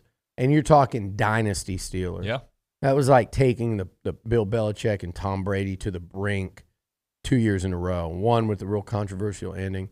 The Astros played the Phillies. And, I think they got maybe one game away from the World Series. I think that was when there was just a 5-game playoff to get. I think it was only. I think that was before divisional rounds. I could be wrong. It was. Yeah. And by the way, my buddy Scott, great Aggie, who I sat with last night, he said last night he had a great point. The Yankee pitcher was just going out there real slowly to the mound from the bullpen. He said, I miss the days of the golf cart. Somebody, while we're talking, looked that up. When did they stop driving relief pitchers to the mound in a golf cart? Nick, putting you to the challenge. Two things, like that, and when could you stop smoking on airplanes? Those are two things I want to know. That's in our lifetime, right? Because I remember both. Can you believe that? When we were kids, you could just rip out a pack of Marlboros and smoke a cigarette on an airplane. There were smoking sections, but you could do that. Anyway, I got the answer for y'all. What's the answer? They stopped using bullpen cars in 1995. 95? Yeah. That late? Really? Yep. Surprising. And That's then I was in college. So, but anyway, the Oilers, the Rockets, mentioned the Astros, and then the Rockets went to a couple to NBA Finals against the Celtics maybe twice in 4 or 5 years. Yep. It was Moses Malone and then Ralph Sampson, and I think rookie Olajuwon went to the finals against them. So in 84. Those were the glory days. But I'll say this Astros run, and now it's 6 straight years of the ALCS. In the ALCS. And then there was a year in between. Bregman has never not made it to the ALCS in his entire career. It's insane. And then there was a year in between, and then the first year, that was Carlos's rookie year, because I remember I brought him to the A&M Bama game. They should have gone that year, and too. he made a key error there against Kansas City, and they went on to win it. But that's when it started. So that was what, 15? That was 2015, yeah. So 2015, that was the year Hunter asked Carlos if he was a football recruit, and then he said, I play baseball. He goes, oh, yeah, where do you play? What college you go to? Well, I'm with the Astros. Okay. He's like, you play much? Or you just, he's like, I was a rookie this year. Okay, so you probably don't even play. Well, I was a rookie of the year. Yeah, I was a shortstop, and, maybe that was like right before he won. Okay, all right, big dog. He's like, well, hell of a loss a couple nights ago, man. That error really killed you guys. I mean, God, you're so close. I was there. That error. Me. Yeah, I mean, just one, big truth after another. He over big truth that one. So a little. The big misinformed. Information there. So I was obviously covering that Astros team. They were up on the Royals in game, whatever it was. 6, I think. Or no, 5. 5, maybe. 5. Whatever it was. And they were going to eliminate the Royals. It was like the 7th or 8th inning. And they do this for all teams. This is not just the Astros, but the champagne was there, and they wheel it by the clubhouse, and people were taking pictures of it. They go, no, don't post it. This is for behind the scenes if a team wins to move on. And everybody thought they were going to win and move on to that would have been the ALCS, because they beat the Yankees in the wild card. They had the division series against the Royals. David, I think that was game 3. They were going to sweep the Royals. Oh, wow. They had game home. 3, really? Yeah, and they blew I think they that split. lead. I don't think that's Okay. right. I think they split in Kansas City. Sorry. Point being is Richard Zane would have posted pictures of the champagne bottles and humiliated all of us. I believe our friend Juan did and got in trouble for it. Our good friend the Shrexican. So it's wild. All right, let's get back to the business at hand. Go Stros, by the Keys way. to the game? Keys to the game. And then we got Caroline Fenton in a few. I think for the Aggies, the real keys for me are it first and foremost, start a football game. You don't have to go up 14-0, but play well from the start on the road. When's the last time Texas A&M has done that? I mean, I guess Bama they hung in for that was a good. So okay, so there you go. You don't have to be up, but play well from the start. Take that crowd out of it to whatever degree to say, hey, this is settle in for 3 hours of football, guys. Don't burn it all up here on the first couple possessions like you want to. That's the message. And the message to South Carolina is, guys, I don't care that you guys think you're good and you're on to something. I don't care that your coach is Mr. Positive. And I like Beamer. Yeah. I do. But we don't give a damn about that. We're a good football team that hadn't shown it really until last week. And we're better than we were 2 weeks ago. And you're about to find out about it. And we got a hell of a lot of talent. We haven't put it together. But this is where we start to put it together tonight. And you tell them, I don't care how excited and amped up you and your fans were for this game. I don't care that there's 2 weeks of build-up. I don't care that it's a South Carolina State Fair. I don't care about Sandstorm. I don't care about some, cackling, cockling hen that you're going to play every 5 seconds. Something. We don't care about any of that. We came here to play a physical, hard-fought 60-minute football game. We came here to play Texas A&M football. The key to me is, by what I'm saying, it was a quality start, is take that crowd out of it. I don't care if that's 7-7 at the end of the first quarter. I don't care if it's, I'd love it to be A&M up, maybe even up 2 scores, and the first really good start we've seen all year. They haven't had a good start this year. I know Jimbo goes back to Miami. It's like, dude, you guys went down and kicked a field goal to start the game. I think they had 10 points at halftime. I don't know what world we live in now where that's considered a good start to score 10 points. That's the problem, and that's my point. So get off to a good start offensively and defensively, and that leads me to my second thing. I think the second key to the game is going to be, we can talk all we want about Haynes King, Connor Wigman. The second key to the game, I'm just going to call it offense. And it's got to be, that offensive line has to surprise us. And they're going to be banged up. I've been saying it. They have to surprise us. They're playing against a pretty good Carolina defensive front. Now, there's not a first rounder. I guess he ended up going in maybe the second round last year, but there's not a, when did he go last year? Anyway, there's not a high round NFL pick, that's one foot in the NFL already like they had last year, but it's a solid defensive front. I think I like their linebackers. You can run on them, though. They're active, and you can run on them. So the Aggie offensive line has to, step up, play well. I don't give a damn who's out there or how. Step up and play well against a defense that you can run the football on and line up and let number 6 go to work. And I think we can talk all we want about quarterbacks, but 6-1 win you the game tomorrow. Yeah. 6-1 win it.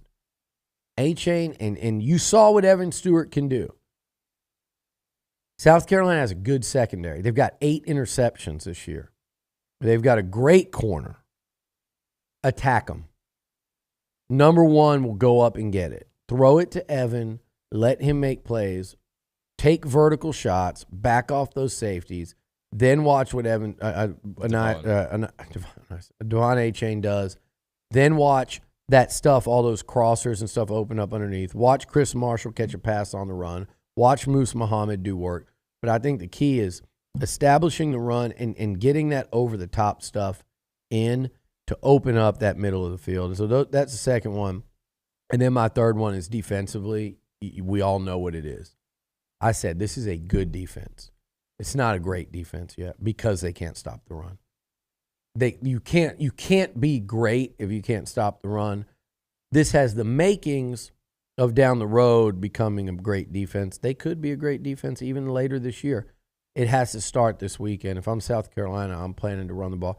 If you put them in second and third and longs, Spencer Rattler could throw you 3 picks. If you put them in long down and distance, Rattler could lose a game for him. You can't let him win a game off easy short yardage play action. So stopping the run is the third thing. All right. When we come back, Caroline Fenton's going to join us. You liked the big shots when we went there for the staff outing. That was fun, it right? was fun. It was good.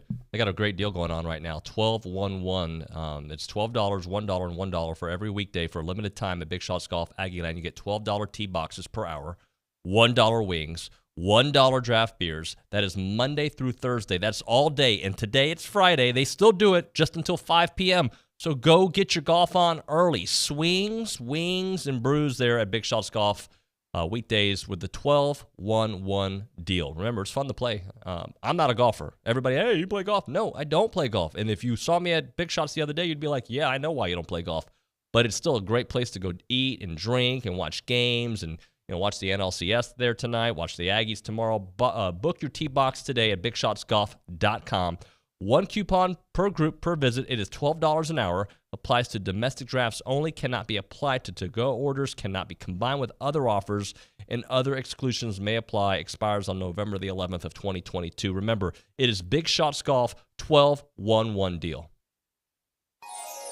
It's the sleepiest guy on the radio. He would legit go to bed at 8 p.m. 8 p.m. It's David Nuño on TexAgs Radio on the Zone. Shop local, buy local, save big deals. Hi, it's Jenny from your local Big Deal store. If you've never visited our website, you're missing out because we've partnered with some of the best local businesses in town.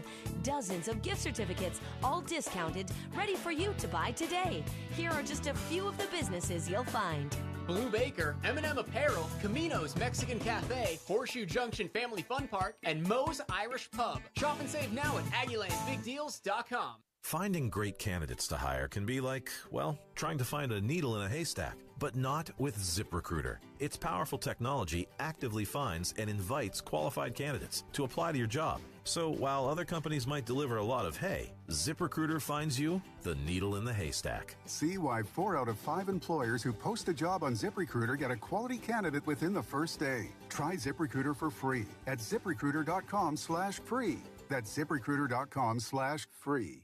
Join the George Bush Presidential Library and Museum on Friday, November 18th from 5 to 9 p.m. for the Silver Celebration as they celebrate the 25th anniversary of the opening. This community-wide free event will feature an Aggie Wrangler dance team performance, killer dueling pianos, singing cadets, an art contest, free cake and refreshments, food trucks, bounce houses, and fireworks. Admission to the museum will be free all day from 9:30 a.m. to 8:30 p.m. For more information or reservations, please visit bush41.org. From Bryan Broadcasting, Destination Bryan, and ABC Home and Commercial Services, you're invited to Halloween Town in downtown.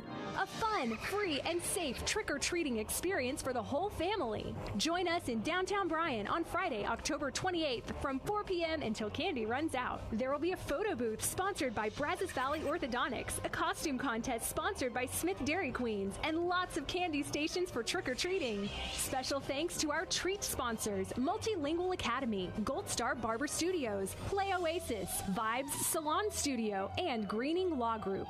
Don't miss this free outdoor Halloween celebration for all ages. Brought to you by Bryan Broadcasting, Destination Bryan, and ABC Home and Commercial Services, specialists for your environment. For award-winning AC and heating service for your home, visit abchomeandcommercial.com. Make your plans for Halloween Town in downtown, Friday, October 28th, starting at 4 p.m. On Sports Talk, Chip visits with former Scientology spokesman Mike Rinder about the title of his book, A Billion Years. A member of the inner elite, highest echelons of Scientology, and you sign a contract, the Sea Org contract, that you commit yourself for 1 billion years to achieving the aims of Scientology. Sports Talk. We haven't been here 1 billion years. It only seems like it. Weekdays from 4 to 6 on The Zone. Never made it as a wise man. I couldn't cut it as a poor man stealing. Tired of living like a blind man. I'm sick aside without a sense of feeling. And this is how you remind We're back, TexAgs Radio. You don't have your headphones on. Oh, No. gosh. Where does this say? Oh, you got it right there. Caroline Fenton's with us. Caroline brightens up my Fridays, doesn't she? She's the best. That makes me so happy. Y'all brighten up my Fridays. Peak of my weekend. Caroline Fenton. Fenton? Because she's fun. That was like an Olin joke, like a 90-year-old man joke. But yeah, I kind of like it. I've actually never heard that before, and I'm a little bit disappointed, one, maybe in myself that I've never been fun enough to be Fenton, or maybe in my friends for never coming up with that. You didn't have as many friends as cool as me. I get it. Fenton? A lot of people, unfortunately, don't get to experience this. Fenton and No Fun Nuño on the same show. You are no fun. Oh, my God.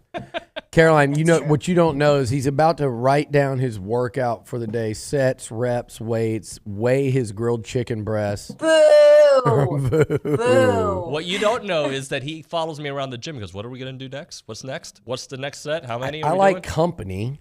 I like company. I think I'm a gym attender where I just walk around and just look at other people doing stuff. And then after about 30 minutes, I'm like, that was enough. I'm good. Yeah. I'm done. You just don't even think about what it was you did or didn't do and just remember that you Right. went there. I broke a sweat. What'd you do? What's going on in your world right now? I know it's right now it's hockey season is, so I'm kind of excited about the NHL. I want to go hit a couple of Dallas Stars games here pretty soon, but Yeah, you're I'm busy hitting with that a and the National Titans. Predators game tomorrow, and right now is the busiest time of year because it's college football, NFL, hockey season is just starting up. I work for the official station of the National Predators, so we've been doing a lot with the Preds. So it's been busy, and especially living in Nashville, the Vols being so good and just beating Alabama. I mean, that's been just the topic of conversation pretty much exclusively. Well, all across the state of Tennessee. that's where I want to start. Like, just take us through just walking around Tennessee right now, whether it's Nashville, Knoxville, Gatlinburg.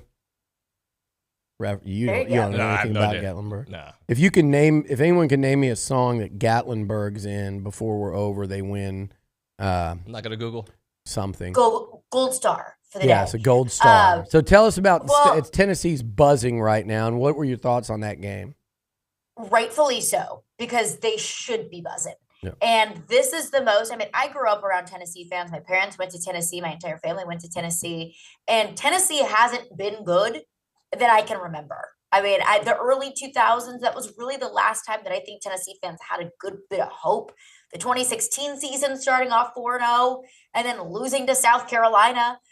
Tennessee fans have every right to be excited because they haven't been here in a very long time. And they finally have something that they haven't been able to have, and that is hope. And beating Alabama, I think, is the number one sign that, they always say feels like 98. They always ask, are the Vols back? I think beating Alabama is the biggest sign that I can say, yes, the Tennessee Volunteers are back. Because after beating Alabama, we can have legitimate conversations about Tennessee making it to the college football playoff. We can have realistic conversations about Tennessee potentially getting to Atlanta and competing for an SEC championship. Of course, they still got to tackle the Beast. They play Georgia in a couple of weeks. That's going to be, the most difficult game on their schedule. But Tennessee fans are absolutely buzzing, and they should, because this team looks really, really, really freaking good. And if you can put up 52 points on a Nick Saban defense, that's impressive. And that also brings us to the other side of that game of Alabama and what the hell is going on with Alabama. Because so far this season, and we're only just past the halfway point, they've had 3 games where they look uncharacteristic. Texas, they were uncharacteristically undisciplined. A&M, they were turning the ball over. Alabama teams don't do that. Yeah. You could say, okay, well, Texas was on the road. It was early in the season. You could say against A&M, they had their backup quarterback in, and he turned the ball over 3 times. But against Tennessee, they had their starting quarterback back in. They were on the road. I understand that. It was in a raucous environment, but they looked uncharacteristically undisciplined for the second time this season. And Nick Saban teams just don't do that. So my question is, why is Alabama looking like this? Is it the players? Is it the coaches? Is it a little bit of both? So Tennessee looking uncharacteristically good and Alabama looking uncharacteristically not so good. So Ronnie Millsap, obviously, Billy. Smoky Mountain rain Dolly Parton's keeps got one on too. falling. My mountain. Hey, hot sports take alert. I don't think Bama's winning a national championship for a while. They didn't win last year. They're not. I think they're going to lose before they get For a while?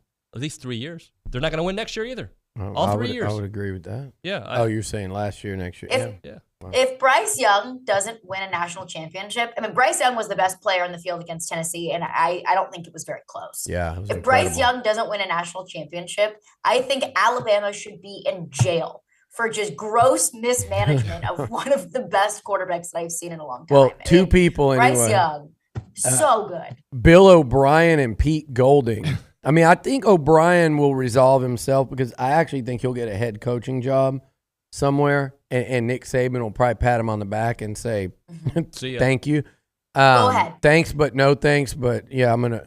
But the big problem for me with Bama right now is what does Nick Saban, what to do about Pete Golding? And I'm going to tell you right now, I don't know what Jeremy Pruitt, speaking of Tennessee, show cause is, but I would bet you $1 million that as soon as Nick Saban could hire Jeremy Pruitt and get him back to run his defense, he will be back in Tuscaloosa.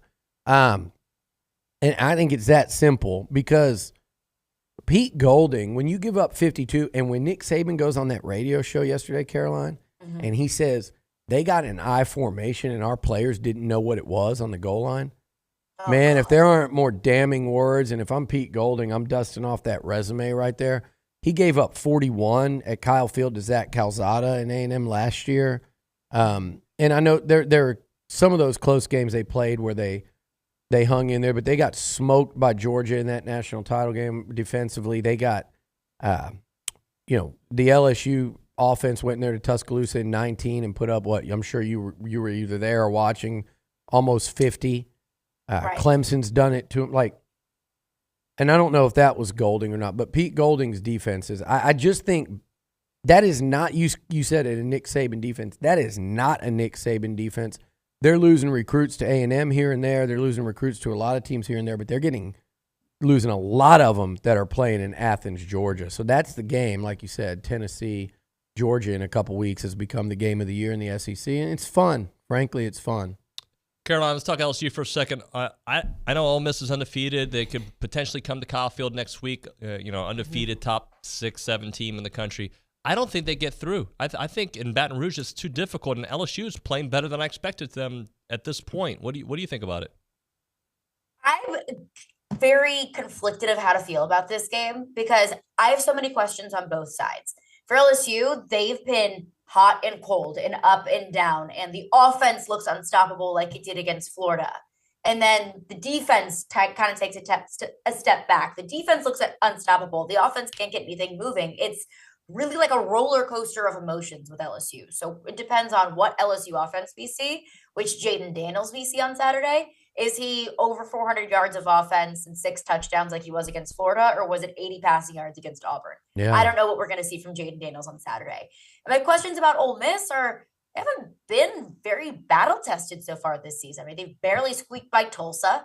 They were down against Vanderbilt at the half. They do have a win against Kentucky on their schedule, but I think that Kentucky lost that game more so than Ole Miss won that game. In Oxford, Ole Miss barely beat in Oxford, right? They barely beat Kentucky. Kentucky turned the ball over twice in the red zone. Will Levis had that 90-degree finger going on, which is gross and haunts me to this day. So I don't know how good Ole Miss really truly is. And I think we're going to see it on Saturday. Jackson Dart being new to the SEC, this is a really difficult place to play on the road. So that could probably get to them. But I think it comes down to it. We can talk about all day about Jaden Daniels and Jackson Dart. I think it comes down to, can LSU stop the run or not? I mean, Ole Miss has got probably one of the best rushing attacks in the SEC, if not the country. So if LSU can stop that, they've got a great shot at winning this game. And also, don't laugh. If LSU wins on Saturday, can we have conversations about LSU potentially going to Atlanta? Oh, God. You're right, though. I mean, they're going to play Bama in Baton Rouge, and they're going to play Bama in Baton Rouge, and they will have beaten Ole Miss. So they have that head-to-head. They've got a head-to-head over Mississippi State, who's probably not going to factor in after the loss the other day. But, yeah, I think you're right. If they win this weekend, there are 3 teams left in the conversation. LSU's one of them, and they're 1-0 against those other 2. So, and they get the other one at home. Yeah, that's crazy. You just ruined my Friday, but thank you. I'm so sorry. I start off calling you fun, and then you're no fun. Yep. Oh, gosh, I'm so sorry. Look what I did to myself. Where are you at this weekend, Caroline, before we go? I am in Nashville this weekend, going to the Preds game on Saturday. I got a bunch of friends in Nashville that all went to Ole Miss, so we're doing a little watch party at one of their houses. So wish me luck. All right. Sounds fun. Wear your purple and gold, and I'm going to try not to wear purple and gold. If she holds me off in the pick'em, she's 1 pick ahead. We're both at the bottom. But by the way, we're only a couple picks behind everybody. Just keep that in mind. But I'll have to wear an LSU shirt or hoodie for the whole show. If I win, she's got to do a segment in the mask. One of the, we'll have to get her one of these masks. The luchador mask. Yeah. Heck yeah. I kind of want to see both. Yeah. Actually, I'd have to swallow my pride a little bit. Well, what about me? This week's pick'ems were tough. They were. This was the hardest week, I think, so far. All right, we're up against it. Thank you, Caroline. Appreciate you. Thanks, Carol. Awesome. Appreciate y'all. Have a good one. See ya. When we come back, around Aggie Land for like 9 seconds is TexAgs Radio. I'm Chelsea Reber with your community calendar on the Zone. The Brazos Valley chapter of the Thin Blue Line Law Enforcement Motorcycle Club hosts its annual family-friendly event at the Ranch Harley-Davidson this Saturday. Come out to Backing the Badges, Fun Fest and Fundraiser from 11 a.m. to 3 p.m. Troop Over the Hill in Normandy presents a one-man show this Saturday and Sunday featuring Swin Crone. For more information on location, times, reservations, and tickets, go to troopoverthehill.com. The Voom Foundation Heart and Soul 5K is this Sunday at 12:30 p.m. on Texas A&M's campus. Voom works to improve healthcare in Nigeria. Visit voomfoundation.org for more information. Volunteer to deliver hot meals on Thanksgiving Day with Thanksgiving in the Brazos Valley. Register online at uwbv.org/holiday. Start your South Carolina Saturday with the Zone Game Day Show, brought to you by TexAgs, starting at 3:30 with Dusty, Bryce, and Louie. That's your community calendar. I'm Chelsea Reber on the Zone. Does your bank know your first name? At Normandy State Bank, they do. Normandy State Bank is locally owned, controlled, and operated. This local personal touch means banking decisions are made on site the same day you request it. Normandy State makes banking easy. They're open Saturdays, offer state-of-the-art online banking, bill paying, fund transfers, check and statement images. Normandy State, where customer service is their priority. Normandy State Bank, rock solid. Member FDIC. The flagship station for Aggie Athletics is The Zone. Whenever the Aggies are playing, you can hear them right here at 1150 and 93.7 FM. Thanks to our listeners and Aggie broadcast sponsors, Schulte Roofing, Gulf States Toyota, Hargrove Insurance, and Twin Peaks. Here's a big gig 'em to all these sponsors. Listen to Aggie Athletics on The Zone 1150 and 93.7 FM. Keyshawn, J. Will, and Max. You have dogs? Nah, how many dogs? If you had dogs, No. have you? Oh, No. you never had dogs? Yeah. You're not like a animal. Here's the problem. friendly? I grew up in New York City. Yeah, so it's I not- live in New York City. If you get a dog, you are now Gotta in the commit. coop collecting business. Yeah, so the reason I asked this because I was happening to be looking through my phone and in one of these things, social media things, something popped up where a dog was literally licking a baby's face and licking all. That's so gross. And Jay said, "Oh, that's so cute." I'm like, Jay, You know where a dog's that's tongue the goes? problem with you. Well, until I recognized that the baby was like 6 weeks old. That's so gross. I thought it was a baby, like like a year-old. That baby's going to be immune to disease for the rest of like a his year-old kid. Jay, the dog's mouths are cleanest thing on earth. Whatever. Listen in to Key, J. Will, and Max, powered by WC Tractor from 5 to 8 on The Zone.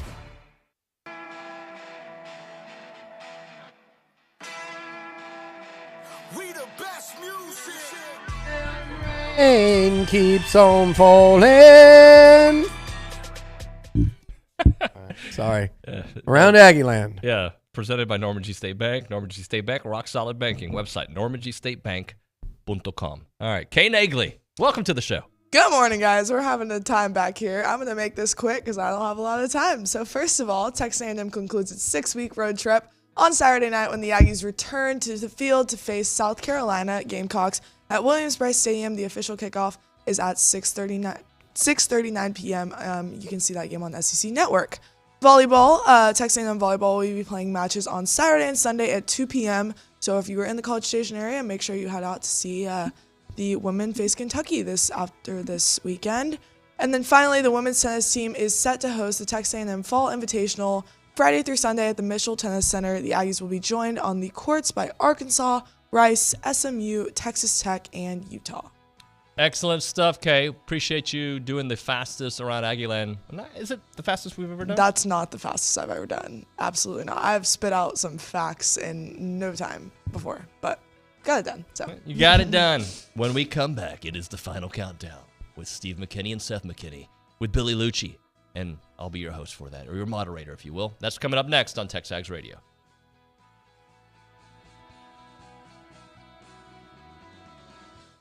Looking for the Zone prize rules? Would you like to apply for a job at the Zone? Or need a phone number or email for the Zone? Visit zone1150.com. Would you like to sign up for the Zone All Access newsletter? Looking for podcasts of TexAgs Radio, The Louie Bellina Show, or Chip Howard? Or would you like to see the Zone's daily schedule? Visit zone1150.com. For more information, any questions, to contact us for everything and anything about the Zone, visit zone1150.com. At a time when misinformation is all too common on social media, we take great pride in bringing you the news that matters, that impacts your family, news you can trust. Local broadcast journalists bring you the facts, covering the stories breaking in our community and across the globe. Text radio to 52886 and let Congress know you depend on local journalism. This message furnished by the National Association of Broadcasters. Get connected and be in the know with the Zone. Follow us on Twitter at Zone1150. Like us on Facebook, Zone1150. Subscribe to our daily newsletter at thezone1150.com. This is KCNE College Station Bryan.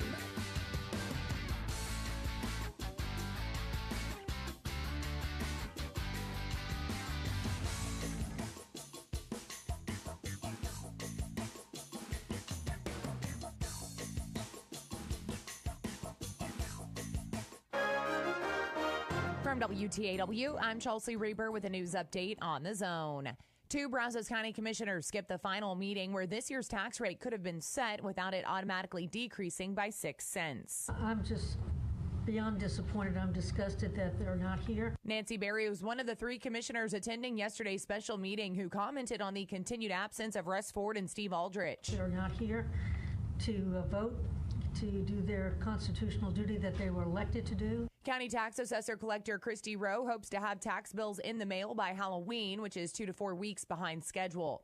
The Bryan City Council is told there is a waiting list from more than 40 people who want to park their private planes in a hangar at Coulter Field Airport. At this month's regular meeting, the council awarded a $164,000 contract to design 4 more hangars that would hold around 20 planes. Background information provided by city staff states this will accommodate business travelers flying small to medium executive aircraft in and out of Coulter. The design of one of the 4 hangar buildings will also include office space. The council also approved bringing back state money as a source for airport maintenance projects. The last 2 years, the city used federal pandemic grant money. This year, the city budgeting $50,000 and will receive an equal amount from the Texas Department of Transportation.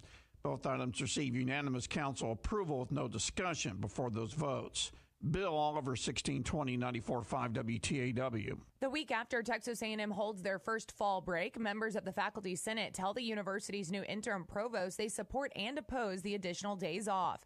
Interim Provost Alan Sams tells the Faculty Senate they're already talking about next year's fall break schedule. It is incredibly complicated to put something like this into a calendar. Sams also said there is a lot of other considerations in addition to what goes on in classrooms. For more news, go online to WTAW.com. I'm Chelsea Reaper on the Zone. It's time to jog your merry way down to the 48th Annual Texas Renaissance Festival, now open weekends through November 27th. Step through our gates and enter an enchanted land filled with deliciously enticing food, games of skill and chance, and the finest performers in all the realm. Join Bud Light in a toast to the Texas Renaissance Festival. And be there for a day of merriment and adventure. Get your tickets online now at TexRenFest.com. Huzzah! Hello, St. Joseph Eagle fans. Listen to St. Joseph Eagles football throughout the season on KEDC 88.5 FM. St. Joseph Eagles football is brought to you this season by these local businesses: Prosperity Bank, Strata Auto Repair, Kelly Burt Dozer, Fast Signs, Lone Star Roof Systems, Citizen State Bank, Surf Pro of the Brazos Valley, Krause Paint and Body, Reedfield Meats and Deli, Wings and More, Aggieland Golf Cars, Law Office of Jeff Paradowski. Listen to St. Joseph Eagles football on KEDC 88.5 FM. Special thanks to all of our St. Joseph Eagle football sponsors. Good morning, sports fans. I'm Zach Taylor with your Aggie Sports Minute on the Zone. This Sports Minute is brought to you by Hilco Metal Roofing and Supply. Call 936-825-0500 or click HilcoSupply.com. Well, tomorrow will mark the 9th all-time meeting between Texas A&M football and South Carolina. The two teams were designated as cross-division rivals back in 2014 and have met every year since, with the Aggies taking every matchup so far. Tight end Max Wright. Going into the game against for some reason, our guys get a little bit fired up, I guess. The Bonham Trophy's always fun to win. But it's just like any game in the SEC.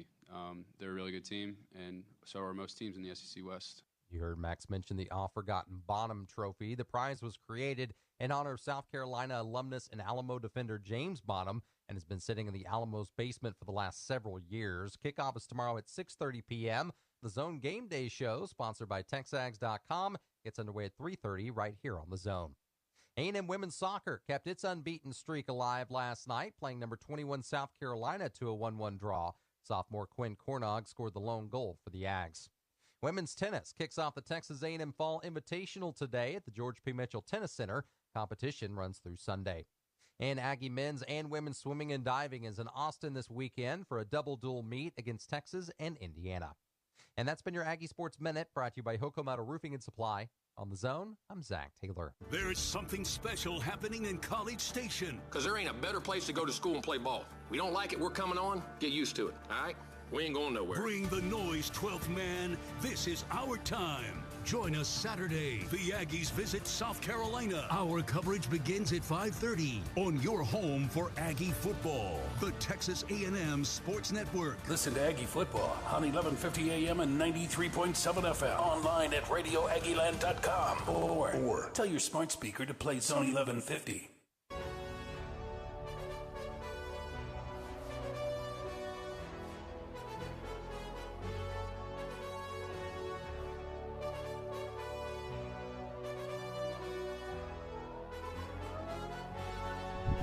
All right, it is TexAgs Radio presented by David Gardner's Jewelers in the Rollo Insurance Studio. The final countdown, Steve and Seth McKinney with us, Billy Lucci with his TikTok account taking over the show.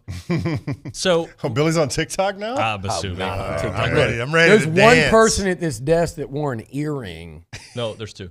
Oh! I just found out. So Bronny predicted that you probably had one in high school. He had frosted tips. Actually, I wasn't even in, I might have been in high school.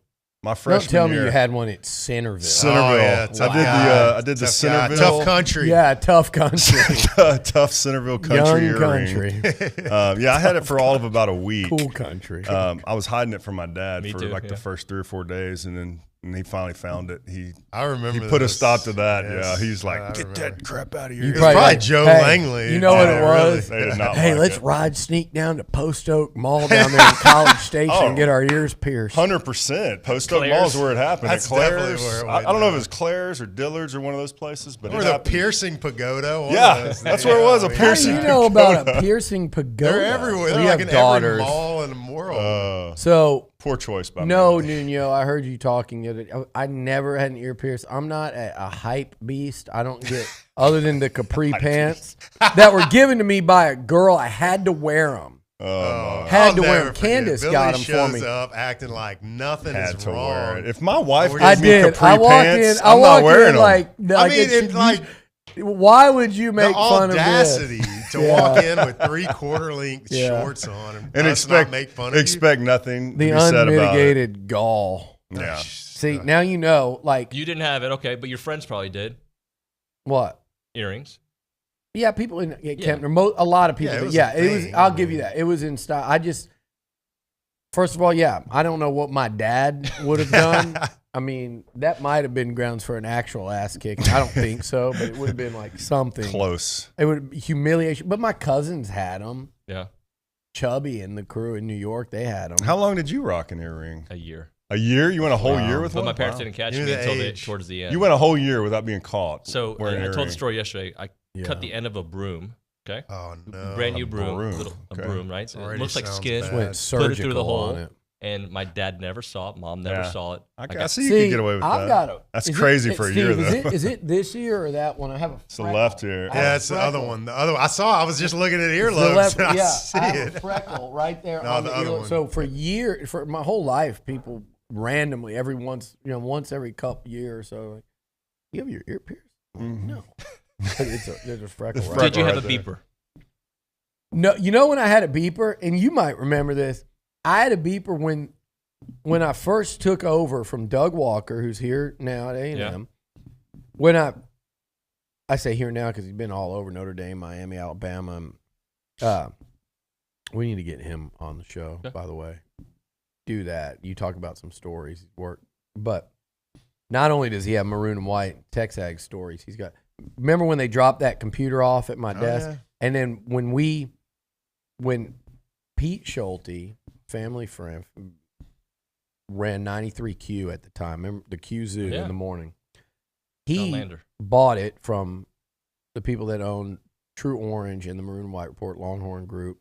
He bought it from them, had me writing it, gave me the mistake was back then was like it was a one-person operation. We put 2 on it, and I had a beeper when I started the job. So in like the late 90s when nobody had them anymore, I had a beeper. The late 90s, yeah. When cell phones became a thing. Out of style, yeah. Did you have one? Oh yeah, I rocked a beeper in high school. Yeah. See, I always thought I don't go for that crap. I didn't get I think I got my first cell phone, I want to say my junior year in college. Yeah. People hate to hear this, but it's just continued confirmation of how much better I am than the masses that talk this stuff. It's tough. People listening, there's a couple of people like Longhorns that'll tune in just to get angry at us every morning, and it just sucks because you probably had a beeper like he did. You probably had your ears pierced like they did. I didn't go for that crap. There you go. And neither did Seth. Billy was his own man. True. Yeah. But you go to rave lone parties wolf now. McQuaid. He was a lone wolf. Rave parties. Yeah. And he's front row at Parker McCullum concerts this also. Is true. Him and Seth. 100% acceptable. Is Seth You're a good friend. Has Seth not become, we were saying, Seth up front at a Parker concert, the poor guy's going to see him and be like, his vibe is going to be so off. Yeah, he's going to be like, what's happening here? I've got balding 60-year-olds. Middle-aged Seth. He looks down and just shakes his head in disgust. What'd you say? New song. Turned him into a Facebook artist. Yeah, he's like the Facebook of country music. I'll create a MySpace page. He'll be my song as you click on my profile. I forgot they used to have that. That's great. Yeah. All right, let's talk some football. Let's do it. How you guys feeling about this one in South Carolina? I don't know how to feel, honestly. That's a good answer. I'm here for the party. I feel good. I want to win, and that's how I feel. I mean, there's a lot of unknowns right now with the offensive line, with the quarterback. All that makes you a little bit uneasy. How are they going to respond after coming so close to beating Alabama? Did they go into the off week with their jaw set, thinking, let's turn this whole season around, let's come out and show what we're capable of doing this second half? Or, are people starting to give in to the season and moving on in their head? You don't know until you watch this game. You won't know where their heads. And I'm glad we do have probably the weakest conference opponent that we'll play coming up after a game like that against Bama, in which we did fight them. They fought hard, man. I'll give them full credit. Is that they played hard, they fought hard. I couldn't say that maybe the previous week, but they played like they wanted to win, and it was a fun game to watch. But now they got to come and fight through what seems to be some injuries, and they got to reprove themselves and go back out there. And I think there's going to be a lot of motivation behind that, a lot of people trying to prove themselves. So hopefully they can rely on that, and we'll see it on Saturday. I'm really torn, and I know you guys have been, because I've covered teams like this, and I've seen. I don't know if you were. I know you were a part of both. You were on that team in '96 that was so high, just a lot like this one. Yeah, it was so highly ranked. Lost a close one to BYU. By the way, thanks on losing to Sark. So little did I know that 20 years later, this guy and their fans were going to be bragging about something he did at BYU. I didn't give up 480 passing yards. That is true. Okay. You guys had a hell of an offensive day that day. I blocked pretty Brandon well. Stewart, Sir Parker. Eric I committed the next day because I was so mad. I was like so frustrated that we lost that game. But you were going to come in and fix it. Yeah. You were going to be the solver of this problem. I'll fix this. What an ego. Seth McKinney commits to A&M. No, it was like I knew where I was going. I knew I was going to A&M, but I was just playing and then days after his commitment, Leonard Davis, he's like, I'm not going to be associated with this future balding over. Oh, he decommitted right after that? Yeah, he was committed, remember? Or either that or he was before. I can't remember. There was a lot of frustration. Committed early. I remember Leonard was left outside of the Barracuda bar in 30-degree weather, and nobody bothered to get him in, and he was standing out there, and some of us walked up. I think it might have been Dan and B, and we're like, what are you doing out here? Barracuda bar, I haven't thought about that. What are you doing? And he wouldn't get in. You can thank Lumpy for that one. And then Lumpy left Leonard Davis outside in a beanie for an hour and a half in 30-degree weather. He went to Texas the next day. And then we can thank Howie. I'm going to thank Howie from the Tap. Still a great friend of mine to this day. And Howie, he ran off. He gets credit for running off Eric Winston, not letting him in. They got into it at the door. He wouldn't let him in. Winston tried to drop my name, and he said, I don't care if you're coming through the front door. That ain't how it works. And they got into it. And then a week later, Winston, his brother, who's an Aggie, Matt, is sending me, man, they had the recruiting party on Jay-Z's yacht at Miami. Oh, no. So I go, can't get into the Tap. Goes on Jay-Z's yacht. That recruitment's over. Yeah, over. And believe it or not, that kind of stuff matters. Well, we're joking, but it does. 18-year-olds can't separate football from social college life and just the experience. It's like if you're not familiar, you and I, we grew up coming to town, A&M things, all that our whole life. Yeah. But a guy like that really has no ties to A&M, his first experience is getting rejected like that. I mean, on my recruiting trip, I got an MIP with Robert Dankliffs as my host. Oh, man. No wonder you committed to Why Notre didn't Dame. you just run the other way? I did. That's why I was committed to Notre Dame after that. Can we talk? Can I bring up? I bring up a tough topic? You don't have to say names. We will not say names because I know you have reached out and, speaking of Facebook, creepily apologized to this guy. I'm sorry. We're talking about this. It's fun. So, Steve and Dan on the visit. And I was not with y'all. I remember you got to where we were and told us what happened. They're hosting a pretty high-profile recruit from Texas, from the state of Texas, that's down to A&M in Texas. And I'll let you go from there. Well, I mean, I was hosting him, and we were going around doing our thing, and he kept, he was just acting like a stick in the mud, just like he was bored, and so I asked him, I was like, so what do you think? I mean, what do you think about the visit and A&M? And he gives me one of these. I don't know. I mean, I'm thinking I'm probably end up at Texas. I'm like, well, get the hell out of this car. We don't want you here anyways. Like in the middle of Harvey Road. Pull over, get out. I love it. Literally pulled over and was like, get out of the car. You can go to Texas. And he did. And he did. And then was it Coach Johnson? And it was a player they wanted. But this is what. And so then, so me and Lucci were talking about it, I guess. This was a couple years ago. He brought it up, and I was like, oh, yeah, I remember that guy. So then me, in my infinite wisdom and maturity, I decided I was going to reach out to this guy on Facebook. Oh, my. So random, I was like, you know what? I'm going to apologize to that guy. It's like private messaging. I'm like, hey, man, sorry I was such a jerk on a recruiting visit. I should have been more mature. No. I thought you were talking about another. He did a Facebook creep like for a month or something. Oh, yeah. I thought you were talking about someone else this whole time. Not the recruit. I know that guy.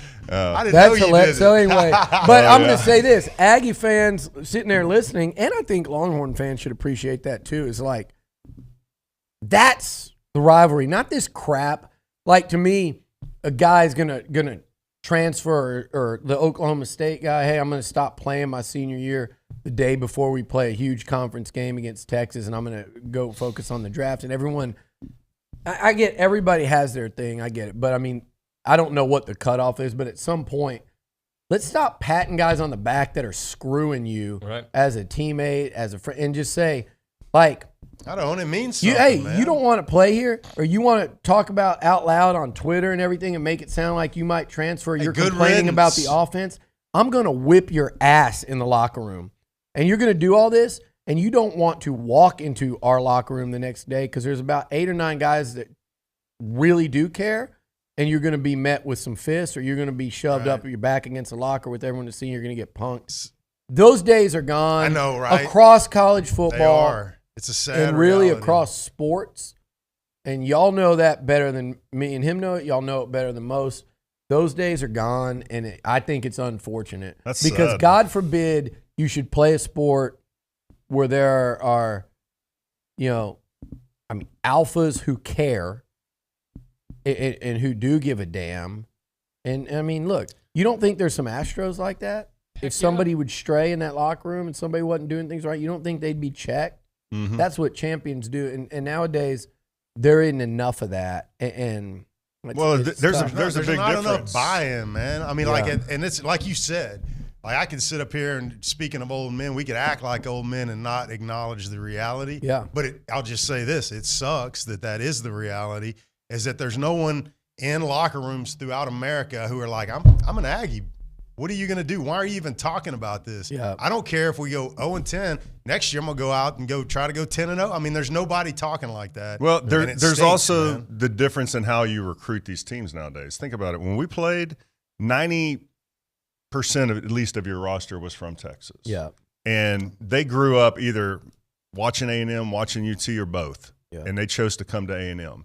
Now you got kids that you're recruiting from all over the country, and they're the best players. That's fine. Yeah. But they don't have those ties to A&M the way that old teams used to in the And you got 90s. NIL. You got kids that sign, literally go, just all for the right, I'll money. sign. If I don't like it, I'll go somewhere else and you're going to get paid. Yeah. So there's also that. So it's completely different. But I'll tell you what I'm getting at, too, with this is I don't know how this team's going to react this weekend, David.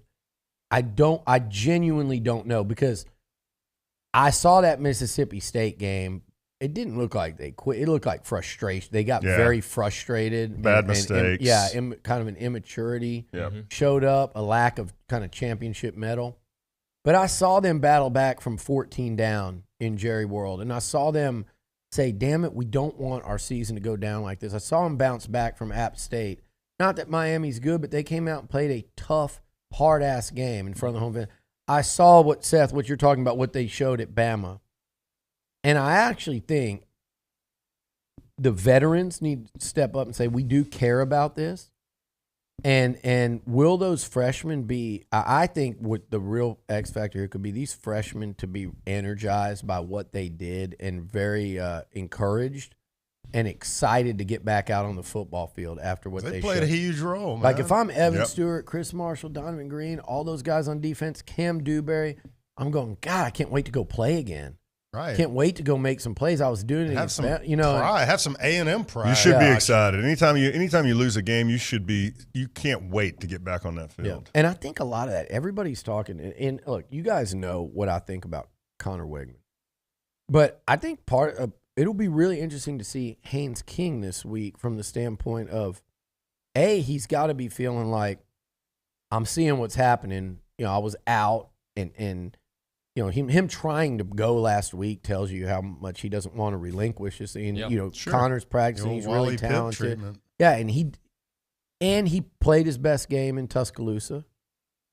How much – I'm not even talking about does he build on it throwing the football. I just mean you're going to have a quarterback out there that's really kind of hungry to say, hey, please don't forget about me. And I just left it all on the field a week ago, and I think he'll do that again Saturday. It'll be interesting. Now, he's got to make throws and make plays to keep his teammates believing. But I'm on to see the heart, the fight, the quarterback that just cares that damn much and see how that carries over. No, if that has any truth to it about him going out there and doing that, he knows what's coming. I mean, this is it.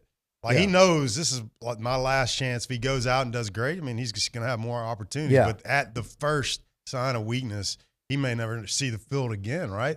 I wonder with that. He should have a short leash. Yeah, I know. I hope leash. he doesn't have too much pressure in his mind. Sounds Or like it'll be a lot quicker. Hey, this is a pressure game, bud. I know. We're done with this. Isn't junior high or YMCA, bro. This is pressure. Dude, I'm not You the either one saying perform- keep him. I don't care how much pressure you feel. If you can't Yeah. perform under the pressure, then you shouldn't be out there. I agree. 100%. I'd be I just can't wait as to good. see I'd be Connor. just as good with Wigman coming in and lighting it up, and everybody going, here we go. There we go. Never see. Man, I just think it's so important for it to kind of happen two ways, organically, or because you, even if he's not quite ready, we don't have a choice. And I don't want it to be that, because then it means that you've kind of bottomed out. I want it to be the intersection of Wigman ready, and if Haynes isn't performing the way. I'll say this: if Haynes goes out and turns his season around and builds on what happened last week, then it is what it is, and you got to do everything you can to keep Wigman here. That's a conversation nobody wants to have. It's just the reality of quarterbacks in college football now. But I know what everybody's waiting and wanting to see. I think it's not. I get it, but it kind of sucks the way everyone's going to be sitting there talking about it with a quarterback. It happened at Texas with Hudson Card and Quinn Ewers. It happens everywhere in college football. It's not like some kind of travesty and everyone wanting to see the freshmen are not the bad guys. But the way it's kind of been so out in the open, it sucks that the Aggie offense has been all the way across. Has been such a struggle this year that the quarterbacks are taking the fall. And look, I thought Max Johnson brought something different to the table that the Aggies needed, a stabilizing force, but he wasn't lighting it up either. And I think it's the offense, it's not the QBs. And what's going to happen is, had Max still been playing, we'd probably be doing this to him. It's the offense right now. Yeah. It's across the board. When has it not been this frustrating offense? Yeah. 2020, when you had all senior offensive veteran offensive linemen and a senior quarterback instead of a bunch of freshmen or redshirt freshmen. Yeah, but how long? But that's the how problem. long is and that they were an pretty excuse? good. How long is that an excuse? That's the problem. That's what though. we're saying. That's the problem, that you have to have all those things hit. You have to have a senior offensive line and a senior quarterback. Yeah, that's what I'm saying. That's see I'm how agreeing. I said that? Yeah, I'm agreeing with you. Hey, let's talk Caldwell Country Chevrolet. Aggie owned and operated over there, complimentary pickup for delivery service customers out there. They don't just sell cars, they buy them as well. Did they take care of you? Yep. They're the best, aren't they? Yeah. I like Zach. He's good people. Yep. That guy could teach us some form. That's a fact.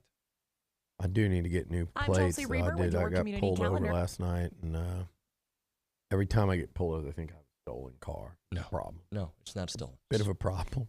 It is. I'm gonna start having them call Zach when I'm driving home from Houston at 1 a.m. Yeah. Well, they don't just sell cars; they buy them as well. So if you're looking to get rid of your car because you want to get a new vehicle out there, go there. They give top dollar for all the trade-ins out there. They're a proud sponsor and a supporter of Texas A&M athletics. They've been doing it for a long, long time. They love the football team, the basketball team, the baseball team, volleyball, you name it. They're all about it. Short conversation away. Brian and Caldwell, we're talking about a 15-minute drive, but you'll see the difference when you step on the lot and do business with Zach and the fellows there at Caldwell Country Chevrolet. Highway 21 in Caldwell. Online, CaldwellCountryChevrolet.com. I'm Chelsea Reber with your community calendar on The Zone. The Twin Oaks Landfill Household Hazardous Waste and Computer Collection event is this Saturday from 7 a.m. to 2 p.m. Visit twinoakshhw.com for a list of acceptable items and more information. The Brazos Valley Walk to End Alzheimer's is this Saturday from 8:30 to 11:30 a.m. at Lake Walk